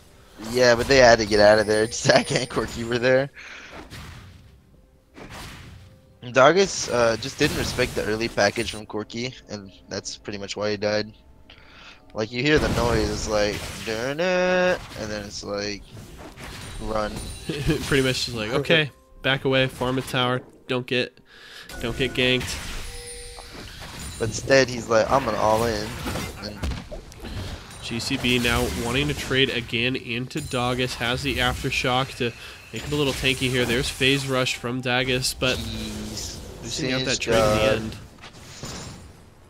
Since he's actually built a Glacial Shroud instead of MR, which is kind of weird. I don't know about that. I mean, it does give him What is he building? it does give him some mana, so that's not terrible. I don't understand what he's building though. Righteous Glory, I guess. That'd be my number one guess, but Reverse is an AP champion, bro. He's built some Merc Treads or something. You could have gone Abyssal. Yeah. That would have given you mana and magic resist, so would have been very good for this. Also, that Catalyst would have been great for, you know, the sustain that you want in lane, so not sure what he's going for with this Glacial Shroud, but we'll have to see. The Abyssal Mask, though, was bought by Daggus, so he does have the lead here in items right now in the top lane. Both junglers have their Cinderhulk items finished. Pectus did go for Rod over Abyssal, so... That's pretty huge, though. Alive still working on that Trinity Force, sitting on about 1,800 gold right now, which I believe is still not enough to get the Trinity Force, but Pectus was able to, as you mentioned, finish that early Rod of Ages. Also has his tier stacking as well, so that Rise really starting to power up right now. Yeah, and Myron, bro, was forced to flash. I think we didn't see it on directed camera, but was forced to use his flash. It looked like Zach was coming in hot, so chose to not die today. Just use that flash, which is a very respectable choice, because respectable choice. Oh, Bloodwhelm looking to go deep in this one. Yeah, his bottom lane trying to escort that minion wave up so that they can join in this fight. There's a Let's Bounce. He is going to grab ZGM Penguin. He is able to flash away here, so he could escape. Lone Crow trying to chase him down, but it's not going to be enough. But they do force out the flash from the Thresh. Unlucky for both Bloodwhelm and Myron, bro. Neither of them getting the gold for that one. Feels bad, man. Huge lead for the Thresh, though. It's so big. And here comes the ultimate from the Jhin. It's going to fire onto Bloodwhelm, but he's able to tank up all four of those shots and really only lose maybe a third of his health. That's the problem with playing Jhin into tanks, is like, you don't hurt them at all. And Corki, he has his Phage and Sork shoes now, which is a pretty big spikes for Corki. I like it. Corki's going to be coming up huge here. He has not died on the champion. Super safe lane phase. TP coming in for Singed. Yeah, GCP wants to come down here and help out with this Drake secure. It is an Infernal. This could be the second Drake here for Auto Point. They're going to be able to secure that fairly easily. Not even necessary, not quick enough to respond. Yeah, so it's just going bot. So they look like they're in a lane swap, which is actually pretty clever, especially if you send your duo lane up to the top lane, because, well, you have two options. You can either send your duo lane top, or you can send the mid and have Corki farm top, because Corki should not die to Swain, but the duo lane can definitely take the tower from him, so curious to see who goes top and who goes mid here. Now, one thing to note that we didn't mention earlier, but No Name Necessary did grab the Rift Herald. That Eye of the Herald is onto Buster Toast, so they can look to knock down a tower fairly easily if they set up the waves right. Yeah, they need to do it soon, though, because it's over halfway done, and, you know, if Buster Toast ends up dying at some point, he's just going to have to pop it in base. You know, it doesn't last that long, especially once it's halfway done. They need to be looking to make a proactive play, like, right now, which they might get. It looks like there's going to be a skirmish in the top lane. Neither Rise isn't there, and Swain does have TP though. Ooh, there's the package from Alive. They may have caught out Penguin here. They're going to try and collapse onto the support, and down he goes Alive. Grabs the kill. Unstoppable. Buster Toast trying to chase down Lone Crow, but just forced to run away. Daggus uses his ultimate, but just forced to walk back under his tower, so pretty ineffective ultimates there after ZGM Penguin gets caught out. And this honestly could really force some trouble here for No Name Necessary. Good, Let's Bounce is going to pull Daggus into the team, and down he goes as Lone Crow grabs that kill. Dagus now very, very low time on that Rift Herald. Maybe Yeah, forced to just run to the mid lane and drop it. He's not going to be able to do much with it, like I was saying. Again, they had to make a proactive play, but it was just countered. Rift Herald's not so good when you're behind in comparison as to when you're ahead. Sin should be able to clear this out pretty easily with minimal damage to his tower. The rest of his team is collapsing mid lane though. Yeah, it looks like they want to sneak in behind Buster Toast here. He's going to retreat behind his tower. Good vision will keep that safe, and Rift Herald will get a good charge onto that mid lane tower, but will be cleared up right afterwards. So no tower going over towards No Name necessary, as Vital Point has a 2-0 lead on that front. Now they're looking to possibly grab a third here. Yeah, and they definitely should look to grab this tower because it'll open up the map a lot, and they can actually just counter or like answer what No Name necessarily did in the first game, where they just got a whole lot of towers early, and then they got an early Baron, and the game was just over by 30 minutes with no way back in. And that's how it's looking just the other way around this time for Vital Point. The best thing that N3 has going is just Pectus, because he has a whole lot of farm. He's almost done, I'd imagine, with his Archangels. Yeah, he's sitting on... He probably needs about 1,000 more gold for his Archangels, but he's going to be really, really strong. Really strong, but luckily for Vital Point, Alive has finished his Trinity Force. Likely going into his Zeal item next with the face on the double daggers. They still have Swain for N3, which is can never be counted out. And actually, Lone Crow went static shift first item on Zaya. That's pretty weird. Usually you see the Essence Reaver first. Just because you never want to build like Essence Reaver and IE back to back because they're just so expensive. I guess he felt like he needed the wave clear. Penguin could be in big trouble here. Is going to be caught out and forced to flash away. The Dark Binding will miss, but the Feather Storm is going to be enough as Lone Crow grabs that kill in the mid lane, and now they could definitely look to secure this tower. GCB shows up, comes running in from the tier 2 of No Name necessary. Let's Bounce is going to go in. They catch Pectus. He goes down. Umaira forced to flash away. The poison was burning him down. He's going to activate the ultimate from his tier 2 tower, but I mentioned earlier, Bloodwhelm's pretty tanky. Those shots aren't going to do a lot. Vital Point just able to walk away. I like the Jin skin. That's not enough. My like for your skin is not enough. But skins equal wins, Zoob. I know, you know that. I just ask Audio, right? Yeah. He's the biggest proponent for that saying. Like, whoever has more skins wins, but you know, it doesn't always work out like that, unfortunately. Lone Crow has a skin. Corky has a skin. Singed has a skin. They all got skins, except for Morgana, I think, and Zach. So they don't all have skins. Actually, I think N3 might have more skins. Oh, Morgana? Is that a Morgana skin? That definitely is. Yeah, she's let's normally go purple. Spread. But now nearing the 20-minute mark in this game, about a 4,500 gold lead for Vital Point, up 7 kills and 2 towers. They definitely have control of this game, and with some big objectives coming up momentarily. Alive now coming out with the package. This could be great timing. If they get the right pick here, they could certainly turn to an early Baron.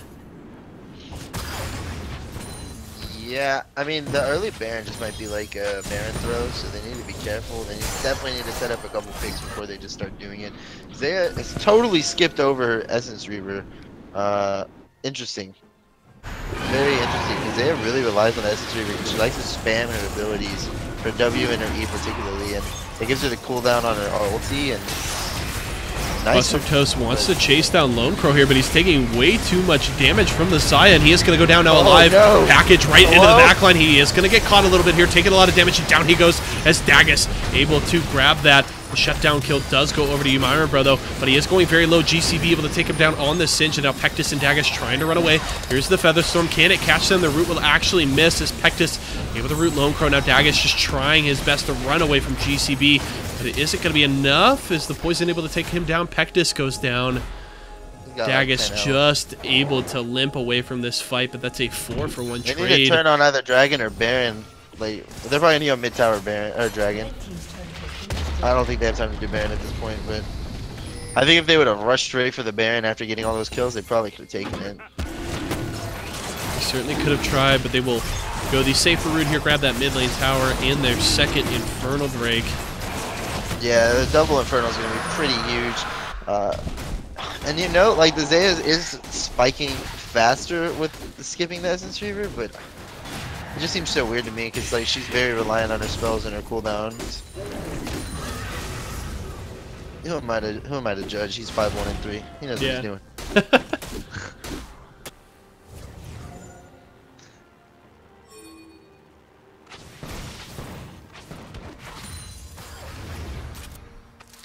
Well, Vital Point certainly on the back foot here. Gonna have to try and find some picks.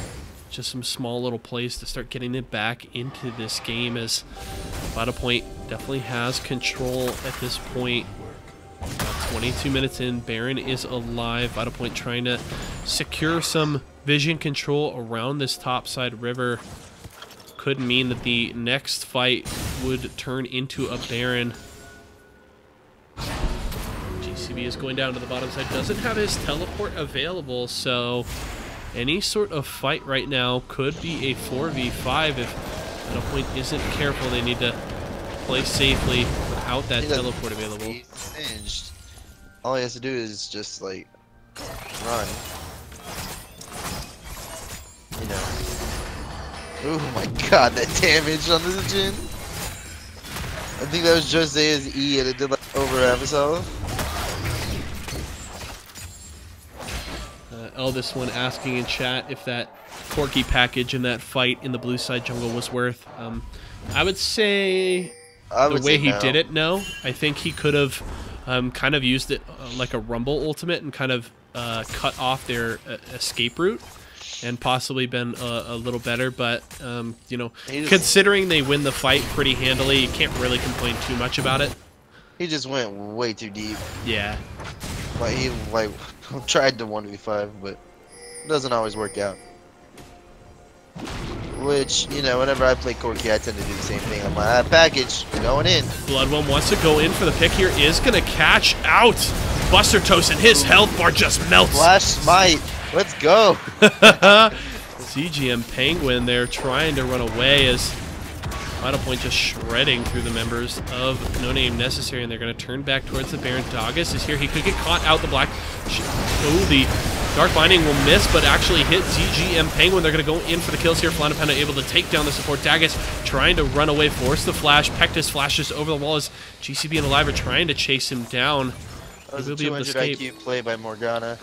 Yeah. I thought she was trying to hit Swain, but really, she was going for the thresh. It was all about the thresh.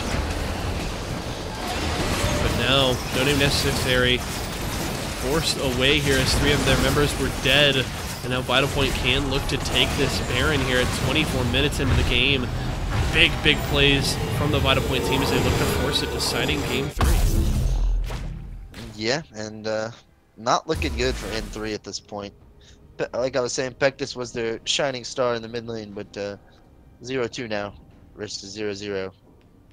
Didn't really have much pressure in the game early.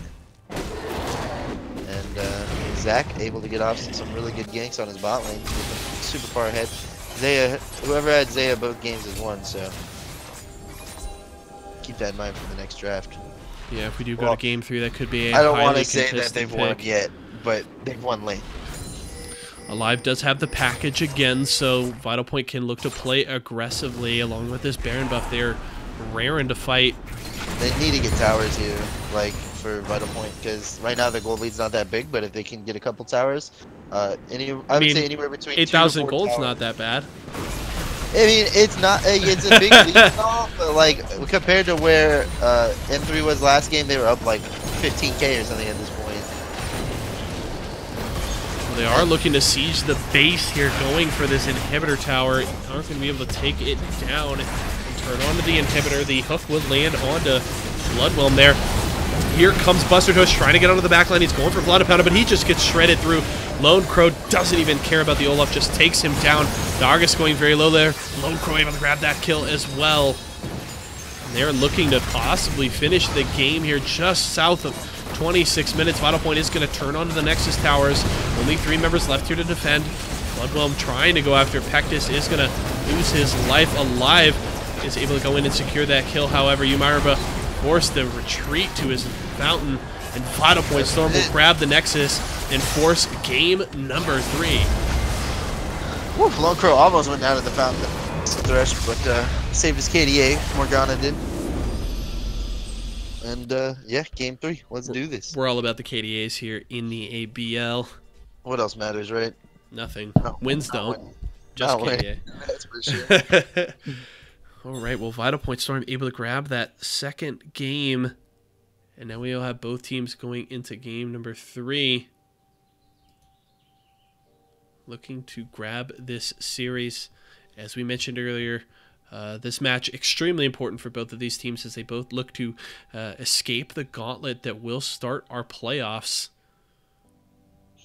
Would give them a week off, some extra preparation, and avoid possibly 2 matches in 2 days.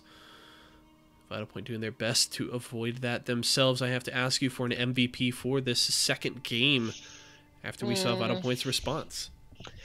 I would say Bloodwhelm is my dude, because he was popping off. And honestly, just like the comparing Bloodwhelm Zach to Buster Toast Zach, I think Bloodwhelm looked better, getting off more of those successful early ganks. Got his bot lane pretty far ahead and let them snowball. Close second, I would say, is Flounder Pounder, 1-0-15. Nearly perfect kill participation and no deaths. Hit a lot of bindings, hit a lot of good black shields.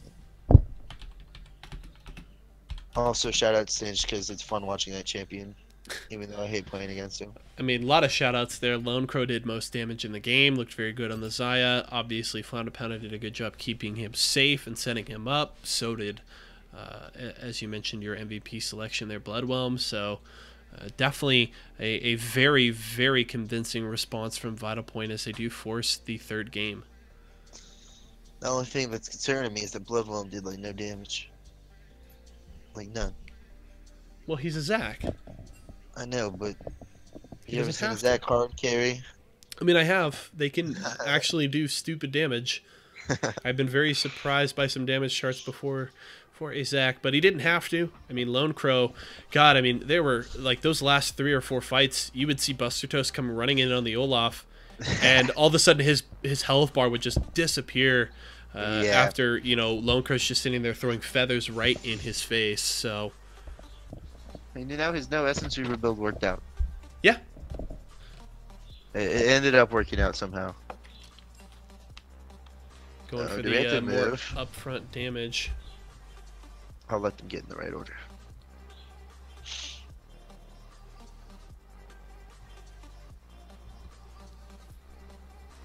Wait.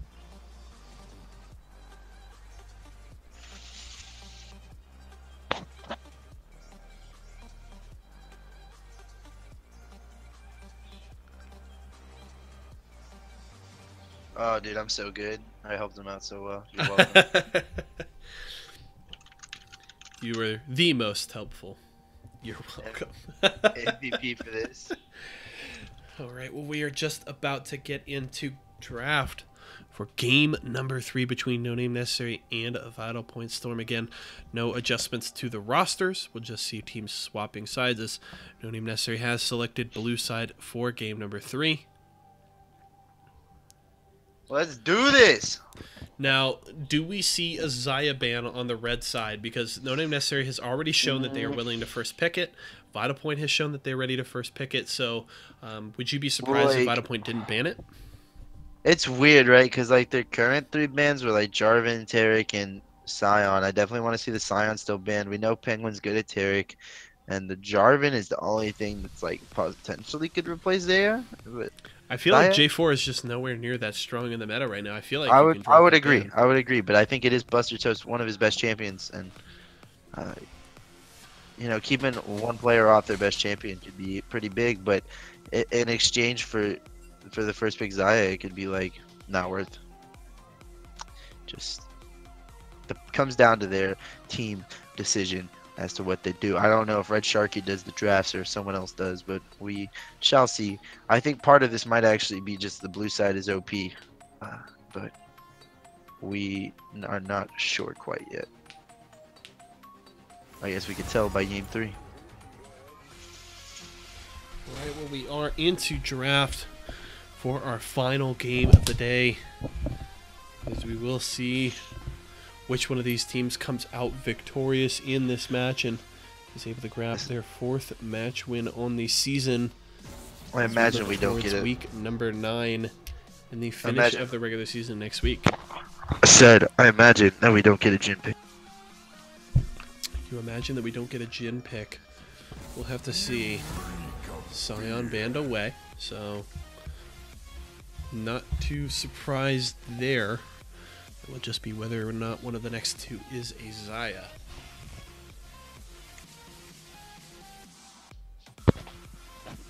Question is, if they do decide to ban out Xayah, do they not ban Taric or J4? We'll have to see.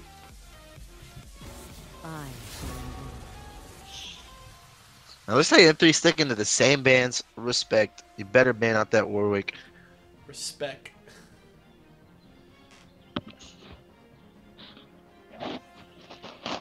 Dun, dun. Dun, dun. Dun, dun. The Jarvan ban is in.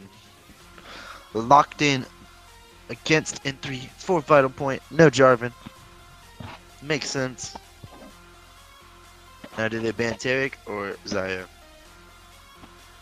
That's the question that everyone, all 27 people are wondering. Oh, plus us. 29 people are wondering. I mean, I would say I think Xayah is just much more worth of a ban. I think it's been so strong in this series. Ooh, the Singe. I mean, I think they're still maintaining their let's just ban annoying, really annoying champions trend. Yeah. No respect though, they swapped. I want to see them pick Warwick now. Let's do this, Bloodwell.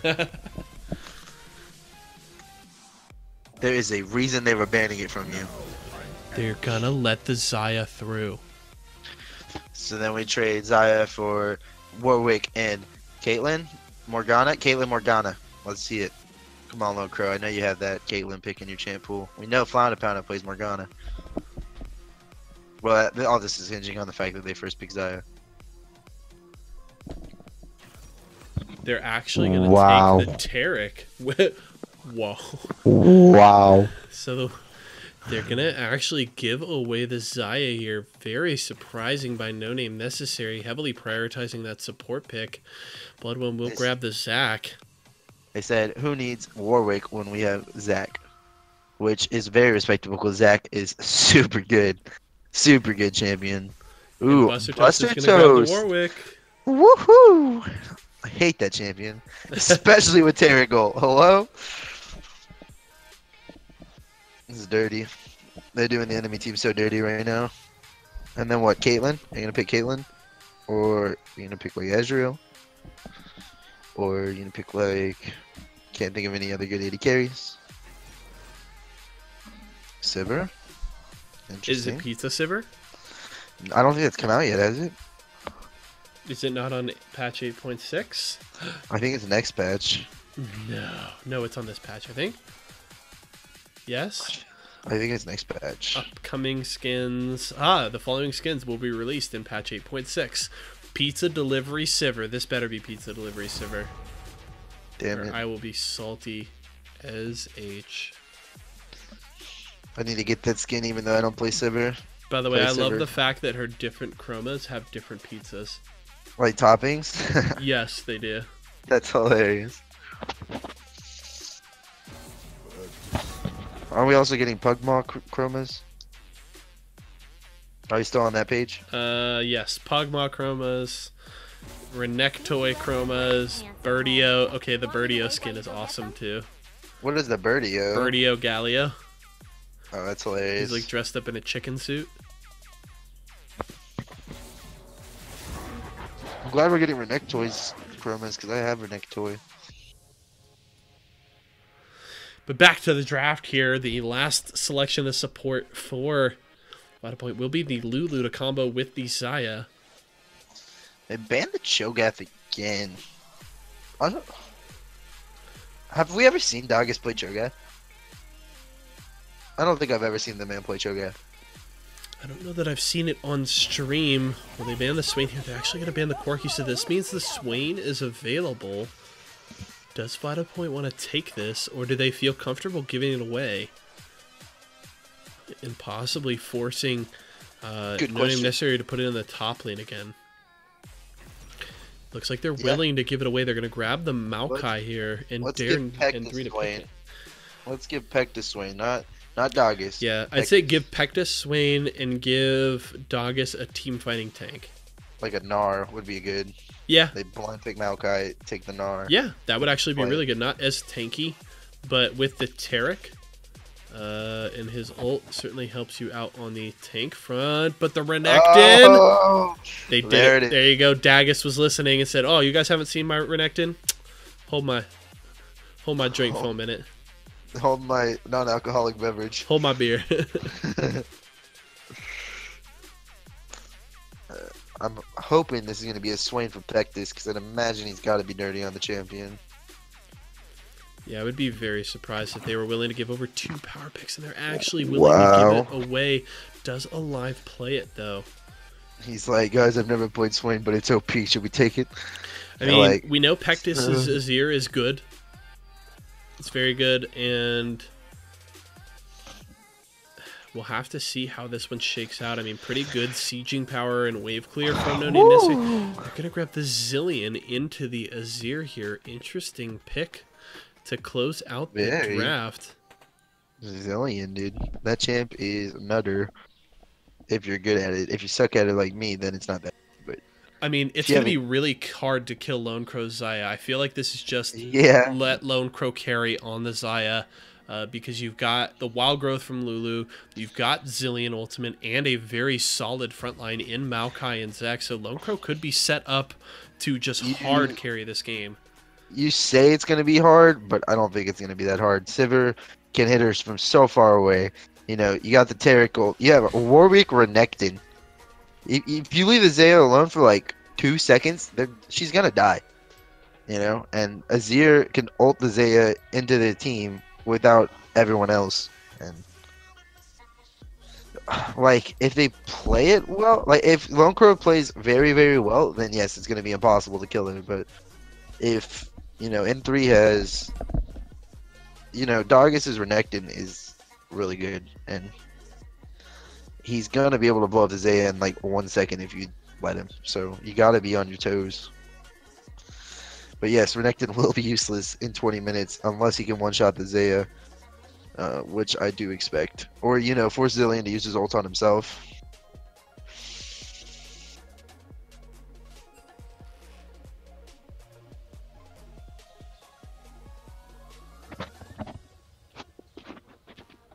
But I like the Zac, and I like the Zillion.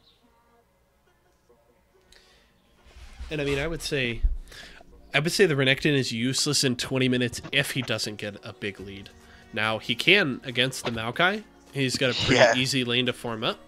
And it's Doggies on Renekton. Yeah, so the Renekton certainly can run away the game and be very strong in the mid and towards the late game. But if he is even or behind once laning phase ends, that doesn't bode well for Daggus and No Name Necessary. They really want him to abuse that early game strength on the Renekton and be able to build a lead and then be a menace in the side lanes, right? You want to get that Renekton ahead and then stick him in bot lane or whatever and let him push and just dare Vital Point to go and deal with him. Yeah, and the question is, who is Renekton going to kill on the enemy team? Zillion, Xayah, and Lulu would be the big three that I'm looking at as to who Doggus can one-shot. Especially if like he can go in and like almost kill the Zillion or kill him and force him to use his ult on himself. That could be really bad for Vital Point, because you want to have that Zillion ult for the Xayah just so she can go balls deep and not worry.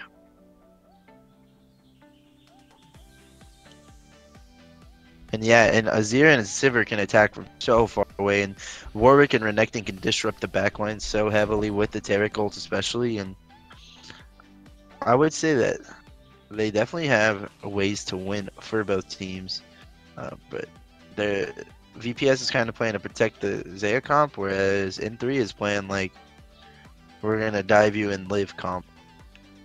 So gonna be interesting.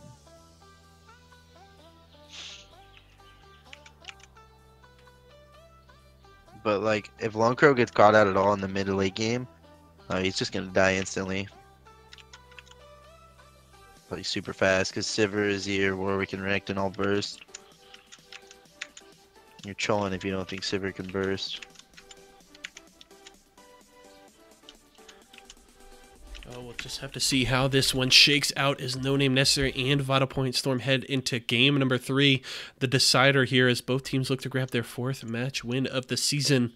This one very important with just one more week left after this before we head into playoffs.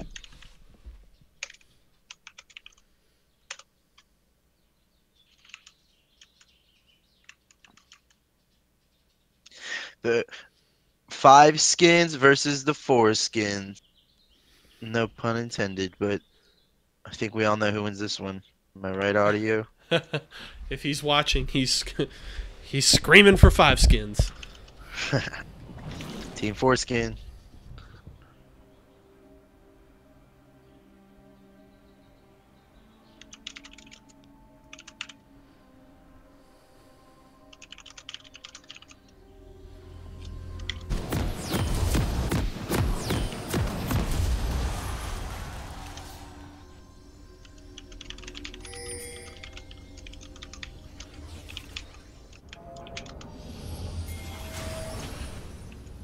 Let's do this. No pauses so far. No one sitting in base. We did it, folks. We made it. Where's the 5-man invade? Ah, there's no 5-man invade. I know, it's really disappointing for the ABL. They lied to me. 30 seconds until minions spawn.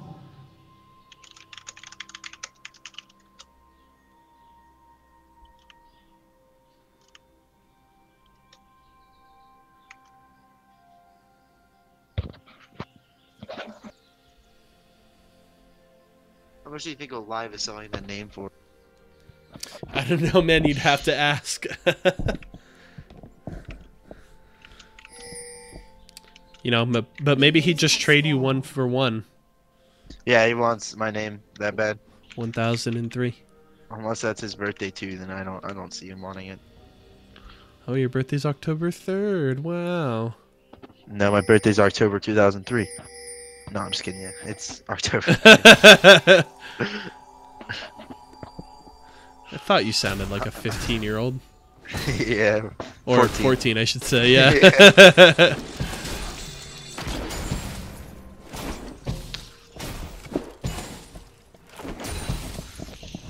Dude, I'm so interested in the Zillion pick. If he's a good Zillion, this game could be just over. Because a good Zillion is a good teammate. Bad Zillion, though, always sucks to have because it's pretty much useless. Certainly a ton of utility coming out of the support and mid lane picks for Vital Point. And, you know, as we said right after the draft, Lone Crow certainly set up to try and hard carry this game. We'll have to see how well No Name Necessary can get onto the backline and threaten Lone Crow's Zaya. Yeah, Lone Crow dodged the Super G, so it's probably GG. Oh my god, that damage on his ear. This is over.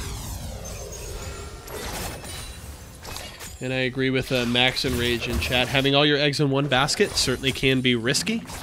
Lone Crow has shown, though, in this series already that he can carry pretty hard on the Zaya. He also said it's almost Easter, so true that. Yeah. But yeah, it's certainly very risky. But it, you know, can certainly pay off in spades. The Juggernaut composition has been very popular for a long time, and teams finding ways to build that around other 80 carries nowadays. So the Juggernaut, the Zyggernaut, the Zyggernaut. Protect the carry comp. I'll figure this out before it's over. All right, get back to me. Zyggernaut. Buster Toast does try to make a play up to the top side, but GCB able to back away pretty easily there. No real threat on that early gank. Or not? That's not retarded. Bloodwhelm has gone down to the bottom side, though. They are going to be able to chain CC on a Zichi, and Penguin loses a lot of health there, but able to back away without using any summoner spells, so just going to use a couple of pots, I would imagine, and heal that right back up. Alright, I give up. I can't think of a good one. Protect the AD carry comp.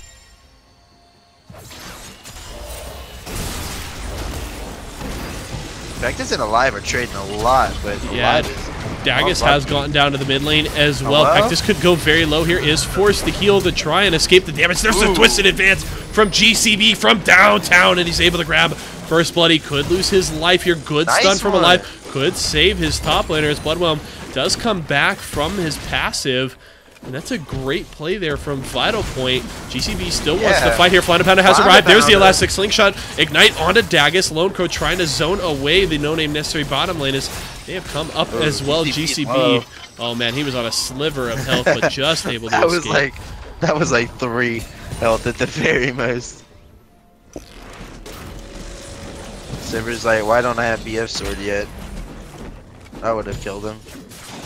But Alive looking very good on this Zillion pick. I like it. I like it a lot.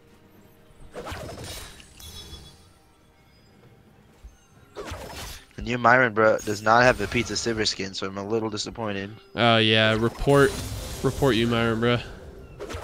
Just have to. I'm not Myron, bro. I'm the opposite of Myron because you don't have the right skin on.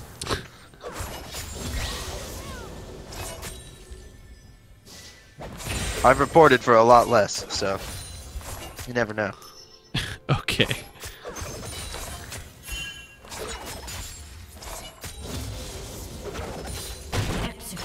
Nice. Hello. Well played. Bloodwhelm. Well played. Hello. Where are the Mia pings? I need question mark pings on Bloodwhelm's dead body. No one did it. I don't understand. Both teams have someone to report now.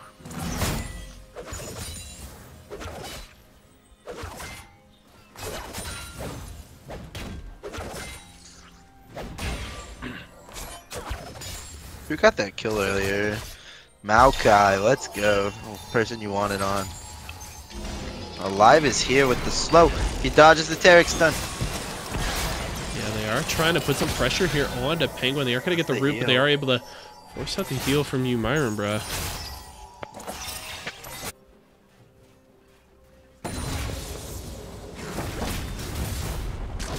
Dagus and GCB trading on the top side.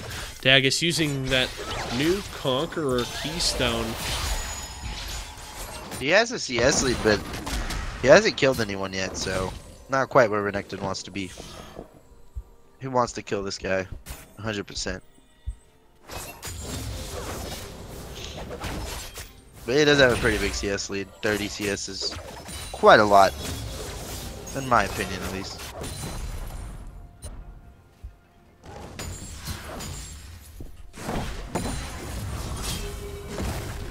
Ooh, good dash away from Dagus. Will draw GCB in there a little bit with Twisted Advance, but doesn't really turn around to trade, so nothing much happening there. As these top laners continue to slap each other, but nothing really happening. Yeah, and both AD carries have enough for BF. I guess they're just waiting. One thing I will mention is Dagus has been able to force GCB under his tower pretty frequently and has been able to build nearly a 30 CS lead here on the top lane, so he's going to be feeling really good right now. That's definitely what No Name Necessary wants out of this Renekton pick. I want to see one of the junglers visit the bot lane because they're both AD carries are sitting on a whole lot of gold, and they haven't backed at all for either of them. So whoever gets a gank there before they back could actually be really influential.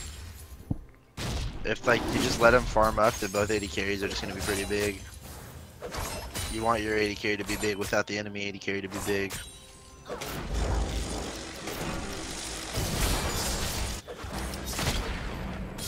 Looks like Vectus is not having a good time in this lane.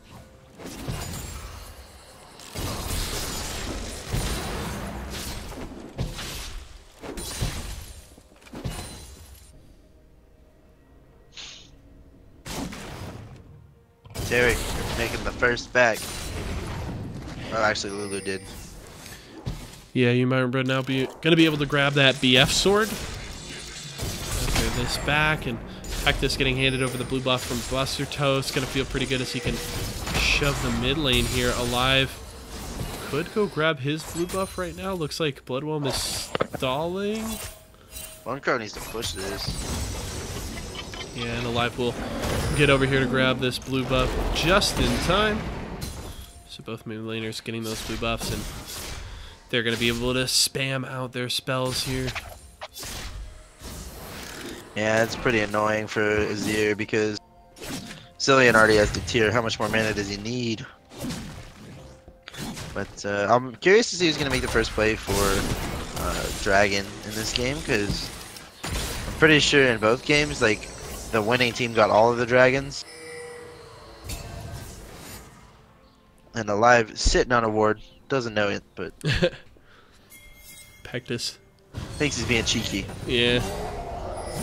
Just trying to get the little bait there. Not much going on. Buster Toast on the top side is spotted out by that pink ward, so no gank happening there. And Vital Point will turn on to this early Ocean Drake. Alive is going to move down from the mid lane. Now, ZGM and Umaira do have pressure on the bot side, so they can rotate up. Here comes Buster Toast. Dagus and GCB are trading in the top side. 4v3 here down around the Drake. Buster Toast does get stunned by the double bomb. Is he going to be able to get down here quick enough for the smite? He goes in for it, and he is able to grab the smite, so that is the Ocean Drake over to No Name Necessary. Good Taric ultimate. Buster Toast, hello, you flashed out of the Taric ultimate. That is a bad misplay there by the No Name Necessary jungler. He will lose his life for it, so will the Taric as ZGM Penguin goes down. That's a kill over to Lone Crow, so the Ocean Drake to No Name Necessary, but the fight to Vital Point.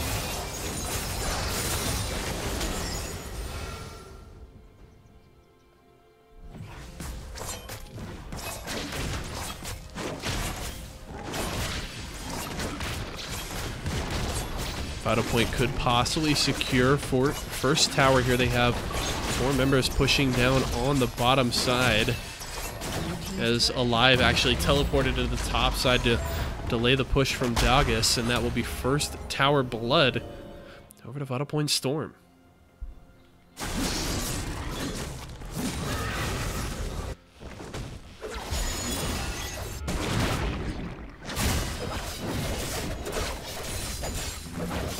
I agree with Enrage there. Good dragon bait. Bummer they couldn't secure the Ocean there, but still a victory for Vital Point as they get 2 kills and the first tower. Dagus now pushing on the top side. Is going to get collapsed on by 3 members. Not able to take down that turret quite yet. And he will just back away as Vital Point has initiated the lane swap.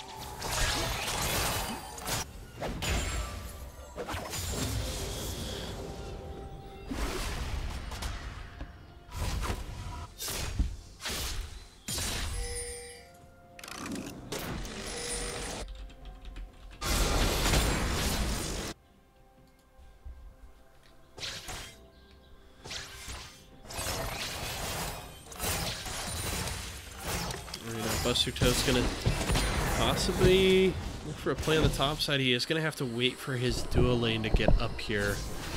So not much going on right now as that wave will crash into the tower. Looks like Umaira will lose a little bit of experience. So Buster Toast just goes to clear his blue side jungle.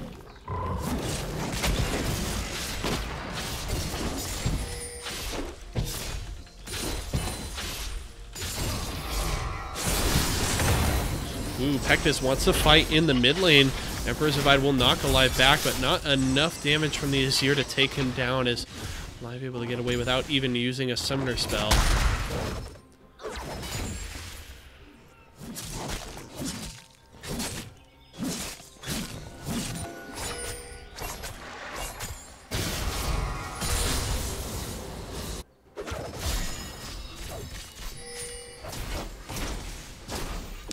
Pectus pressuring in the mid lane, getting some Good damage onto that tier 1 tower as Umarba trying to retreat from Lone Crow. Here comes the teleport from Doggus. Lone Crow just gonna retreat. Don't know if that teleport was worth there.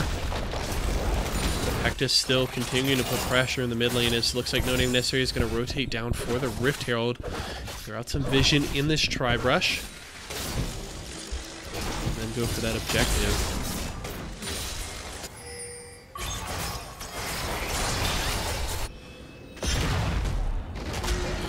Hectus could be caught here. GCB getting into the mid lane. He is able to just dash away there as Live doesn't land the double bomb stun.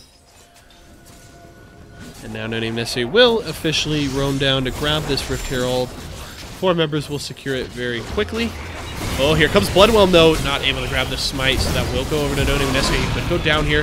There's the ultimate. Force a flash over the wall. There's the ult from Buster Toast onto Flounder Pounder. There's the pause, though. Uh-oh.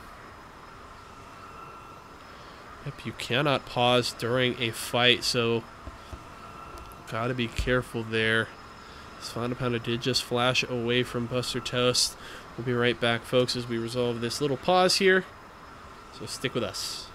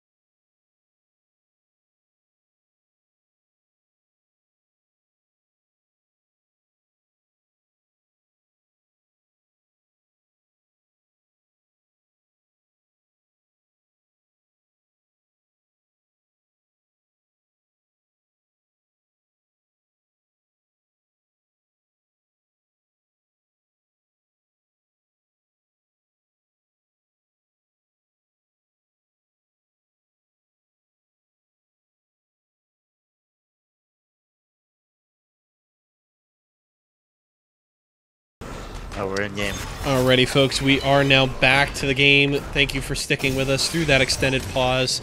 Just to explain what happened, the ABL Discord kind of took a dump, and all of a sudden nobody could hear each other. So that was kind of the result of the reason for the pause. So due to kind of it being 30-party issues, both teams just decided to disengage from that fight. They will use external servers or like personal Discord servers for comms for the rest of the game, and we will hopefully have any Discord issues resolved prior to tomorrow's match, but for now we will deal with that. So you will notice since we ourselves use the ABL Discord server for our casts, and the Discord extension is connected to that, we won't be using that, so you won't be able to see our names at the top of the screen. So apologies for that, but hopefully you guys know what our voices sound like so far. And yeah, I don't sound like him. Yeah, I mean, I kind of sound like shit, so, you know, whatever. But did see Umayra and ZG and Penguin forced to back away from that little fight there. Umayra forced to use his heal. That summoner spell down for the necessary 80 carry. And this game pretty tight right now. Disengage.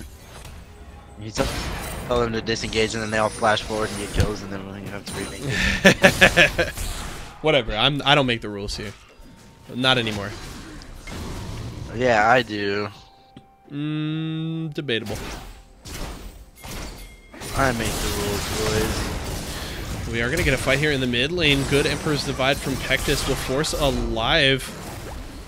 So flash away, trying to escape from Doggus, and Pectus should be able... Nope, he's not going to escape. Oh, Here no. comes Buster Toast. Here comes the big bad wolf, and the ultimate forced out from Alive. Here comes the teleport from GCB. He has arrived. There's the wild growth, but it is going to be enough. Bloodwhelm going right into the middle of the team, but he could get collapsed on here. Down goes the Zac. They're going to force out that blobs, but Buster Toast was taken down as well in that fight. Featherstorm will miss. ZG and Penguin able to flash over. Good job to escape, but not long enough. Daggus going to possibly go down here to Lone Crow. We talked about the Xayah trying to carry. It's a couple of kills over to the 80 carry. A 3-for-1 trade there in favor of Vital Point. Now they have control and priority in mid lane.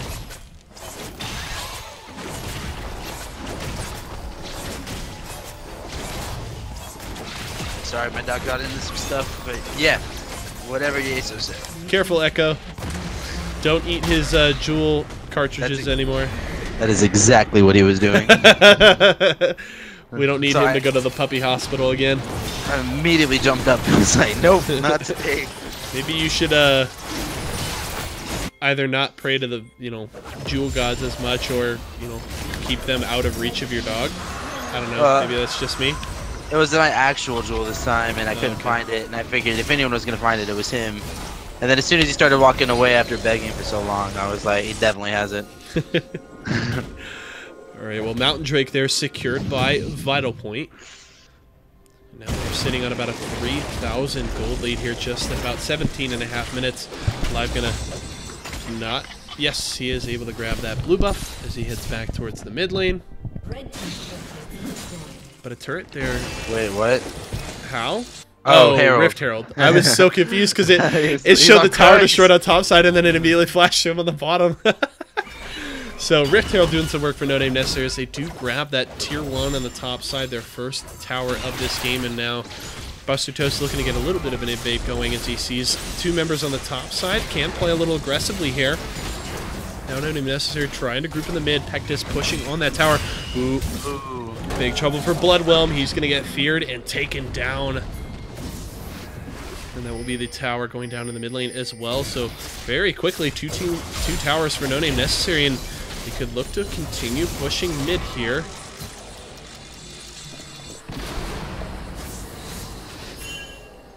Yeah, and we already have the Righteous Glory on Maokai versus the Black Cleaver on Renekton. And the Righteous Glory is really good for team fighting and such, but he definitely needs to pick up his second item. He already has the Warden's Mail, is that what it's called? Yeah, Warden's Mail for the 1v1 against Renekton, so he can survive that. Also, it's good against Sivir, decent against Azir, so good pickup. I'm interested to see if he goes for Ronduins or Frozen Heart or Thornmail, and he got options. Well, the Zaya, very scary at this point in the game. 3-0-2, was able to just recently force Buster Toast to flash away in that little skirmish in the north jungle. So Buster Toast definitely respecting the damage coming out of Lone Crow right now. But I have to ask you a very important question, Zoob. Is Echo's name spelled E-K-K-O or E-C-H-O? Very important, I need to know. E-K-K-O? Good. My roommate and I have a cat named Ash, spelled A-S-H-E, so... Definitely modeled after the champion. I still play Triforce Echo in my solo games. And Pazzaroni. Penguin's dead, is what they're saying. And you sound like you're 15 feet away. Far away from my mic. Sorry, yeah. it was. I was saying that I still play Trinity Force Echo and solo queue, even though it sucks. And Penguin is dead. Were my two statements. Yeah, we are on to a little bit of another pause here. Getting ready checks. Could have this one fixed real fast.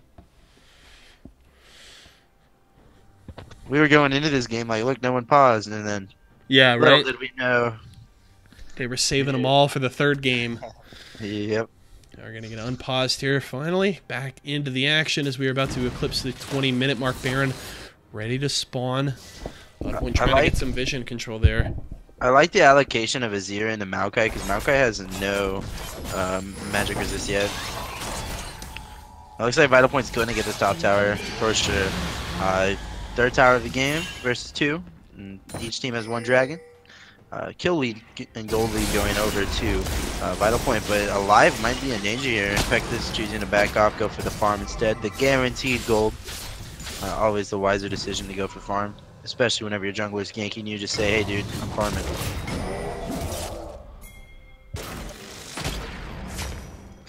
And it looks like it's about to be a fight for Baron Vision. I would assume. Ooh. Cillian is hurting. He's doing a lot of damage. Yeah, those double bombs certainly doing a lot of work here. Could be a big play around that stun there. Scumbag Lone Crow last hitting that away from Zillion.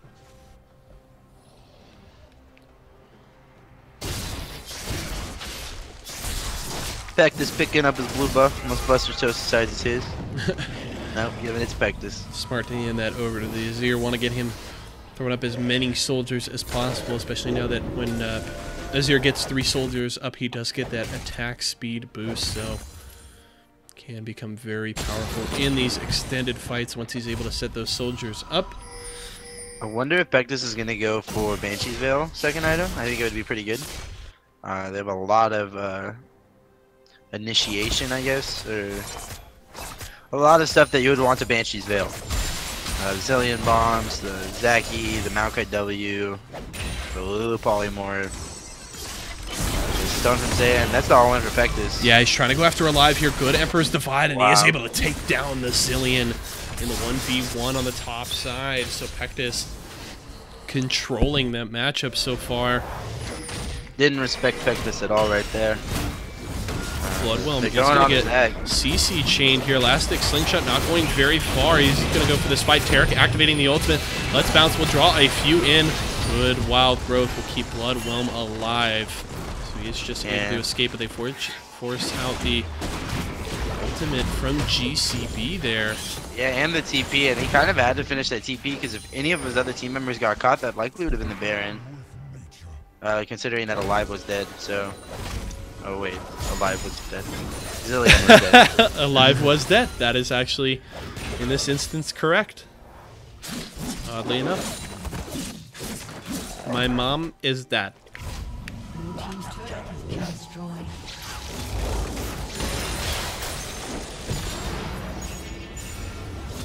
My mom is dead too. I have 2 dads. I'm just kidding. Alrighty, well, Alive is going to go and take this blue buff. As they possibly could look to play around this Drake spawning in 8 seconds. Now it is going to be a Cloud, so we won't see any Infernals this time around, but Cloud's certainly a lot more powerful than it used to be, adding that in-combat move speed. So I would not be surprised to see these teams try and fight around it, but looks like Vital Point actually wants to go for the Baron. This could be big trouble for No Name Necessary. They do spot it out as they will see them clearing it, but they don't respect the Baron take here. They're actually going to turn onto the Cloud. CJ and Penguin is up here to spot this out, but he could be caught out here. There's the root coming out from the Zaya. The Cloud Drake will go over. He is forced to flash away. Good. Emperor's Divide will keep Bloodwhelm off of Pectus. Perfect timing there on the ultimate will keep the Zac at bay. And No Name Necessary actually able to grab the Cloud Drake without giving up the Baron, but I would definitely say they want to go and clear out some vision around the pit right now. Yeah, Vital Point's definitely about to, considering that, go check for words at least, considering that Pectus just backed. I don't know if they definitely know that there's no one around. Sitting on a ward. No vision at all on the Baron for No Name Necessary, so pretty scary situation. Ooh, nice stun. Yeah, CJ and Penguin could be caught here. They do force out the Taric ultimate. It actually doesn't come down fast enough as Lone Crow is able to take him down. Pectus just able to escape from the Nature's Grasp, but here comes Warwick charging in. Gotta go fast. Gotta hate that champion.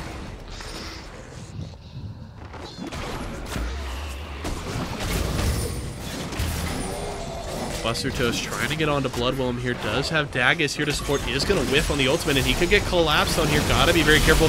Umaira walking right into Lone Crow, forced to flash away. There's Pectus with the Emperor's Divide. Is going to separate the team away, and GCB is shut down by Umaira. Oh Good double bomb will stun 4, but no follow-up will mean the Zillion can't secure any kills, and No Name Necessary. Big couple of kills. They take down the jungle in the top lane, and they can turn onto the Baron. Buster Toast, hello? I feel like there's just I love that how often those moments come up in the ABL where I'm just watching him just like hello, like you know who was it, Bloodwhelm going down dying to the Krugs, you know, Buster Toast like walking in and taking free shots from Baron when he's under a quarter health. You know, I say it all the time. There's a reason this is like a gold plat league. Like people are gonna make gold plat mistakes all the time. Yeah, and that's fine. It's entertaining to watch, and you know. We can't expect LCS level play from these guys, but certainly have seen a lot of teams performing at the top of their game throughout this season, and definitely has been exciting to watch even just in this series alone. Yeah, individually these teams won't be the best, but a lot of the times you'll see them actually be like really, really good as a team, and that's all you can really expect from these players. Yeah, and I think that's a great thing about coming into this league is at that gold plat level, right? It's so hard for these players to just solo carry a team, but if you can get the right formula, the right teammates put together. I don't know. I've seen Pectus solo carry a lot. It definitely can happen, but I think it's definitely this league is definitely more reliant on putting together a cohesive roster that can work together well, and that teamwork certainly pays off. Agreed. If you do it right. I would agree to that. Pucculent demands this weekend's TSM level play. This has been TSM from this weekend level play. Puck, oh my god! Attention? Gold plat. It was just unlucky that Haunter couldn't play Gangplank in any of the games. Am I right? It's the only way TSM can win. I wonder if they're gonna change their roster next season. It will be interesting to see, but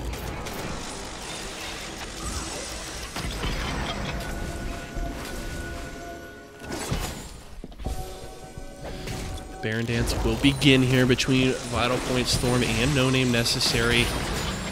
Vital Point trying to keep a chokehold on the vision around this objective as No Name Necessary kind of poking and prodding here, seeing if they can find an opening. The stun will land on a Bloodwhelm, but nothing else. Zac will back away, and now No Name Necessary will get their turn. Excuse me. Ooh, hiccups. No Name Necessary will get their turn at the pit and try and clear out some of these wards.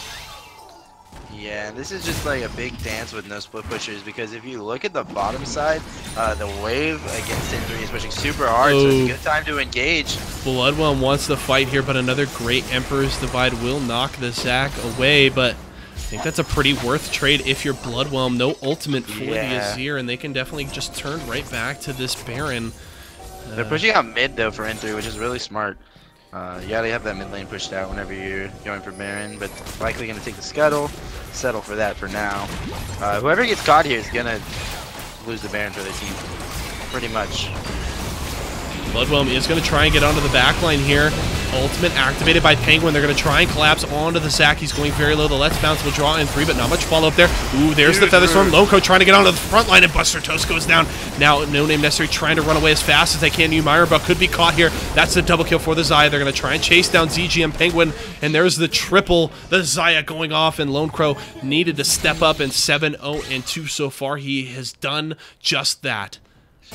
Yeah, and that's definitely the Baron. They're actually chasing Tetris. Weird decision to go for the kill instead of the objective, but you never know.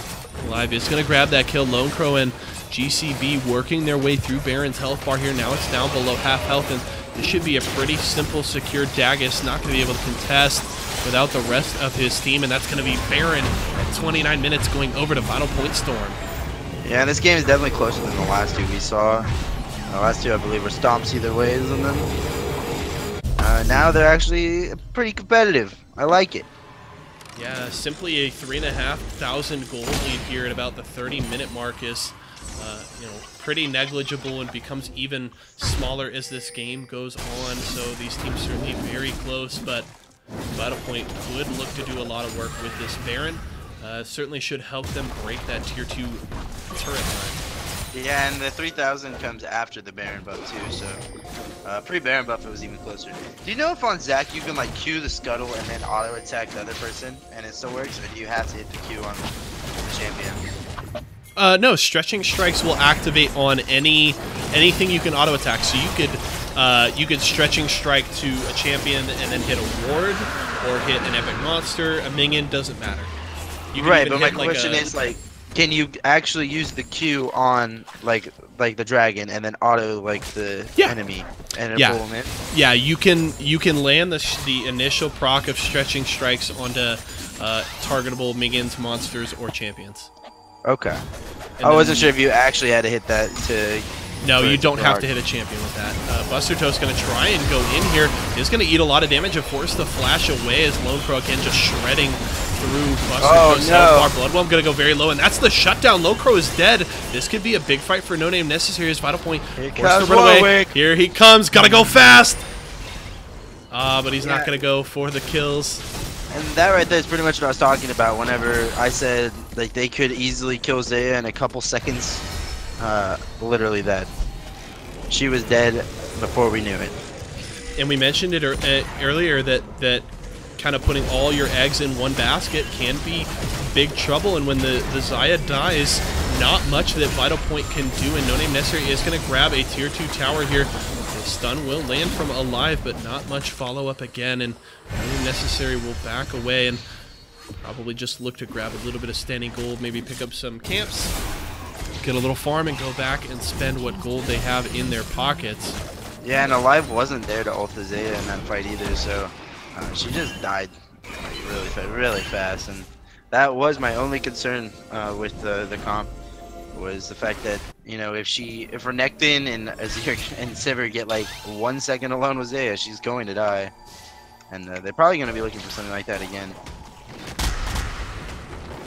But yeah, all of No Name Necessary's focus should be on taking down Lone Crow. He is the biggest carry on this team right now, 7, 1, and 2. Here comes the teleport from Alive as they're going to look to siege in the mid lane, and the response from No Name Necessary is late, and that means they would lose their tier 2 tower. So despite losing that fight, Vital Point not looking too shabby here with this Baron push. Ooh, Flying Panda. Oh my goodness, Pectus just shreds through the Lulu. Kind of like, now you see your support, now you don't. Here comes Buster Toast, wants to chase down possibly Lone Crow, tries to ult through the gap, but is going to be able to get it. Lands it onto GCB though, and they could collapse. Oh, Lone Crow gets ulted in. The Emperor's Divide is good. Pectus going to try and take him down. Myra grabs the kill. That's another big fight as the bottom lane is dead for Vital Point. Now Bloodwhelm going to try and go in here, but he could possibly just lose his life here with the blobs, and down he goes. Pectus with his 5th kill of the game, and that's 3 members down for Vital Point. No Name Necessary can look to siege the base. Yeah, and the gold's even now, and that Zach play was definitely one of those hello plays, because you were alone, buddy. Yeah, there was There's no no one. assistance from the rest of his team. He was essentially just going in to die. You know, we won't count the execute, so he's 0-4-7 now. Died the most in the game, and besides the Tarek, but not looking too hot this game. He has the banner of command, and I don't. It's weird because like I feel like if you're Zach, you really want to get like the frozen heart or something, just that you have, or maybe not frozen heart because he doesn't use mana. I was thinking the aura, but some kind of item that like slows their attack speed. You could grab Ronduins, I guess. Randuins, yeah. Randuins wouldn't be bad. Some health, some armor. You get that AOE slow. But now that he has the banner, he's not very tanky. Not at least not as tanky as he should be. Yeah. Bloodwhelm He has a lot of health. He has been, dare I say, underwhelming this game. Oh, He was very impressive Never. the last time around, but just has not been able to put together some of those great engages this time around, and it is shown as No Name Necessary has been able to claw their way back into this game after some good fights from Vital Point. So this game is close as ever, just fluctuating between like 500 and 800 gold separating this team's tied in kills, just a one turret lead for the side of Vital Point. But and Vital Point really has no other options besides just grouping to fight, because they don't have a split pusher. They don't have the best of pick potentials, and I guess they have like the Righteous Glory Maokai and the Zaki, but it's not really like an Elise or anything like that. They can just easily get a pick. now looks like Bloodwhelm does want to engage right now. He's going to try and get onto the back lane. Ooh, the Let's Bounce will catch Pectus, but there's the Tarek ultimate. That's a good job from ZG and Penguin. Now they're going to try and get through the front line. Lone Crow's very far forward. He's got to be careful, but down goes Pectus. This could be a big fight for Vital Point Storm as the main carry is down. Buster Toast able to take down Bloodwhelm, but Lone Crow's still far away. That's the double kill. Going for you, Myra, bro. There's the triple, trying to chase down more as ZG and Penguin is running for his life alive. Gonna try and chase him down to the hit. You might want to hand over the quadra kill here, but it may not be quick enough. There's gonna be the bomb. Lone Crow, Flounderpound actually grabbing the kill, and they will be able to break the base. This is big trouble for No Name Necessary. I'm just gonna ignite him. Screw your quadra. I'm trying to win. This might be the game. I think, yeah, Zillion still has ulti here. Yeah, this probably should be the game here as Vital Point looks to take down the Nexus Towers. Buster Toast is up in 7 seconds, but it's not going to be enough as Dagus is the only one left to defend the base. Vital Point able to compose themselves at the end, and one fight wins them the game, and the series 2-1 over No Name Necessary. Yeah, so new Vital Point roster. Has its ups and downs, but they do manage to pull out over No Name. And definitely some interesting circumstances. I don't know exactly how this affects the brackets and such. So if you guys are curious, make sure to head over to ablseries.com. You can check out the standings there.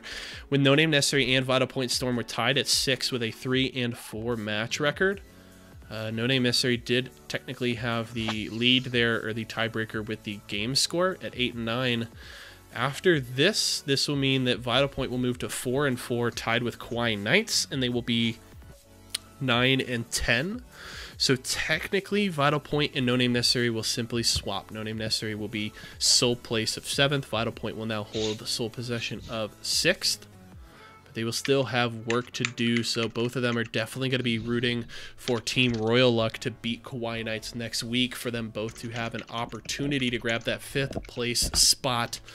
But Vital Point definitely doing what they had to do tonight to get themselves ahead in that race. Now I have to ask you, at the end of this series, a victory for Vital Point Storm 2-1 in your MVP selection here. Game would be a live series, Lone Crow. Lone Crow coming up very big in those 2 games on the Xayah. I don't like his build, but it's fine. I mean, It's it fine. worked, right? Like, a win is a win. I guess you can't really you're right. complain at that point. No, you're definitely right, and he did a lot of damage in the 2 winning games, so definitely can have to respect it. Definitely a very impressive win from Vital Point and their AD carry. Gonna go down and try and grab him real fast I see you typing. for an interview. Ooh, that is right. Considering kind of the weird, I can go check it real quick. yeah, the weird status of the ABL server. Hop in there real fast. I don't. It's working, yeah. Oh, it is working. All right. So let me go see if I can grab Lone Crow.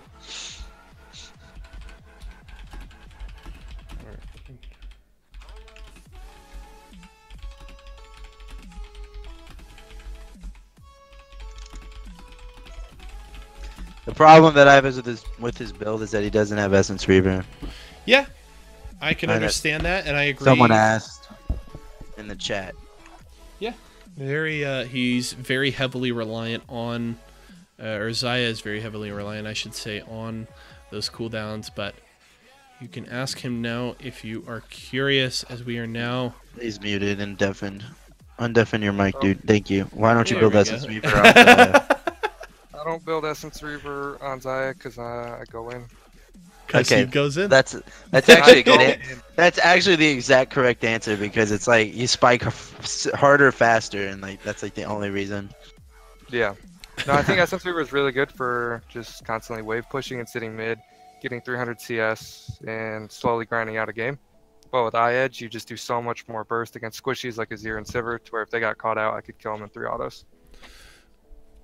Well, we are now joined by Lone Crow, the AD carry and MVP there for Vital Point Storm after that 2-1 victory.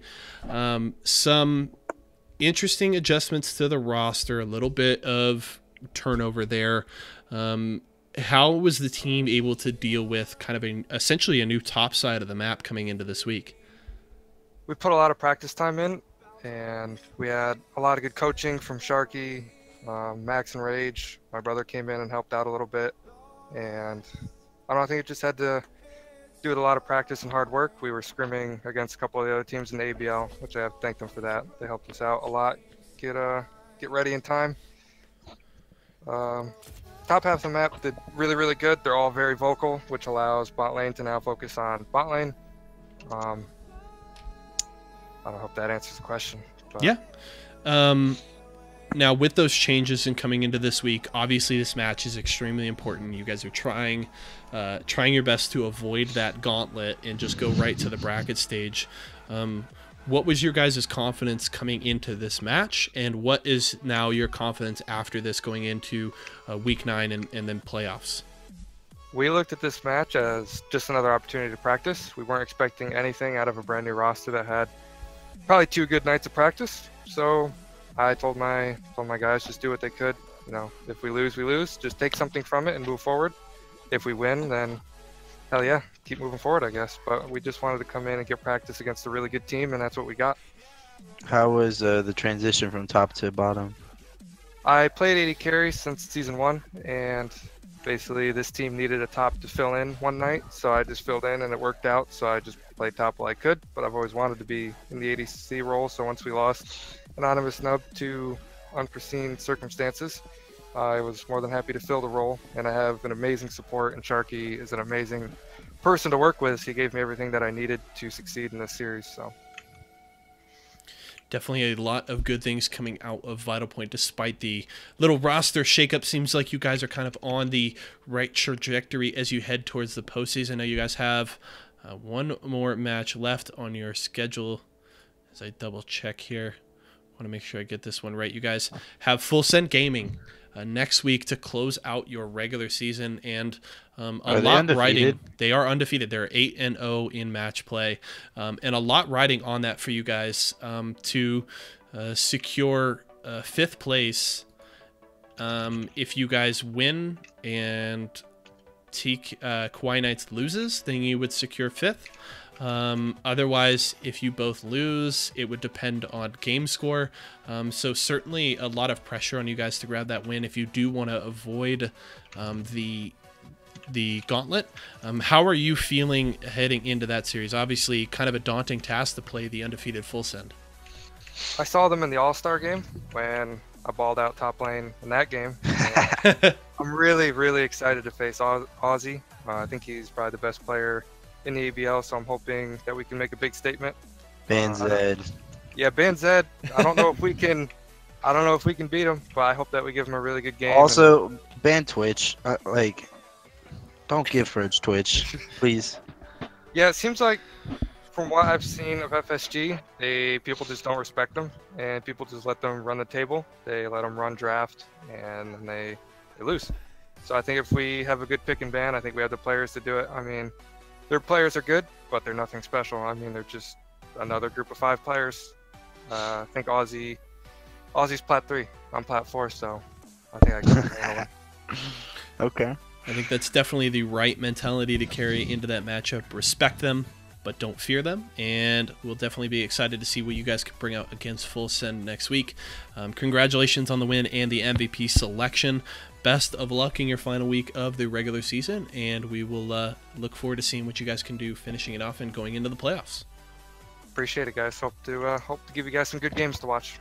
I would Bye. expect nothing less, Lone Crow. Peace. Alrighty, folks, that was Lone Crow, the MVP and 80 carry for the victorious Vital Point Storm, taking that 2-1 W over No Name Necessary, being able to grab their 4th win in match play on the season. Very important for them as they, again, look to avoid that gauntlet and move straight towards the quarterfinals. So a big win for them tonight. Congratulations to them. Zub, any final thoughts here on this 3-game series we just saw? Yeah, do you know if my team's being cast tomorrow? Do you know if your team? I didn't know you had a team. Oh, I don't. I was just making a joke, okay? No, your team will not be cast tomorrow. I would never cast you. That is a silly question. Tomorrow, I have to decide here. I have been debating who I want to cast tomorrow. What are they? Let me decide. You aren't going to decide, but it will affect who I decide. cast next week, because it is EVG versus Kawaii Knights, or GG Forfeit F15 versus Reborn Gaming. Have we seen Kawaii Knights on stream at all? Yes, we have. Besides, like week 1. I don't know, but I'm kind of debating. Here's the thing. I kind of want to stream. Okay, so tomorrow we are going to feature Reborn Gaming versus GG Forfeit at 15, because I want to feature the Kawaii Knights match against Royal Luck next week. I want Kawaii Knights to finish off the season. I think that's going to be a great match. I want to see if they can pull out a W over Royal Luck in the last day of the regular season. There will definitely be a lot riding on that match, so we're going to go with Didn't EVG FF to TKK? They might have, and there you go. That would make it pretty simple then. So GG Forfeit at 15 will be featured against Reborn Gaming tomorrow night, so make sure to tune in to that.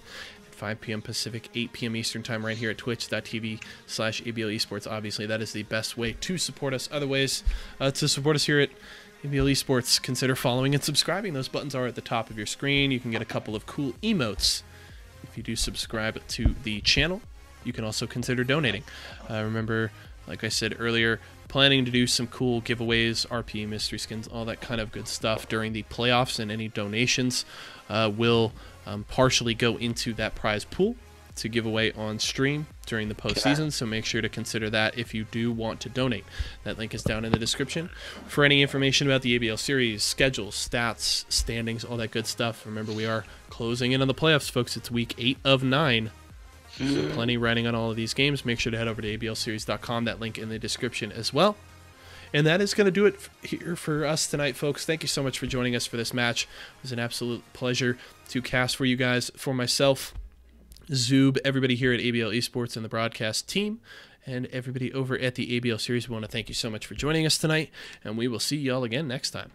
Bye.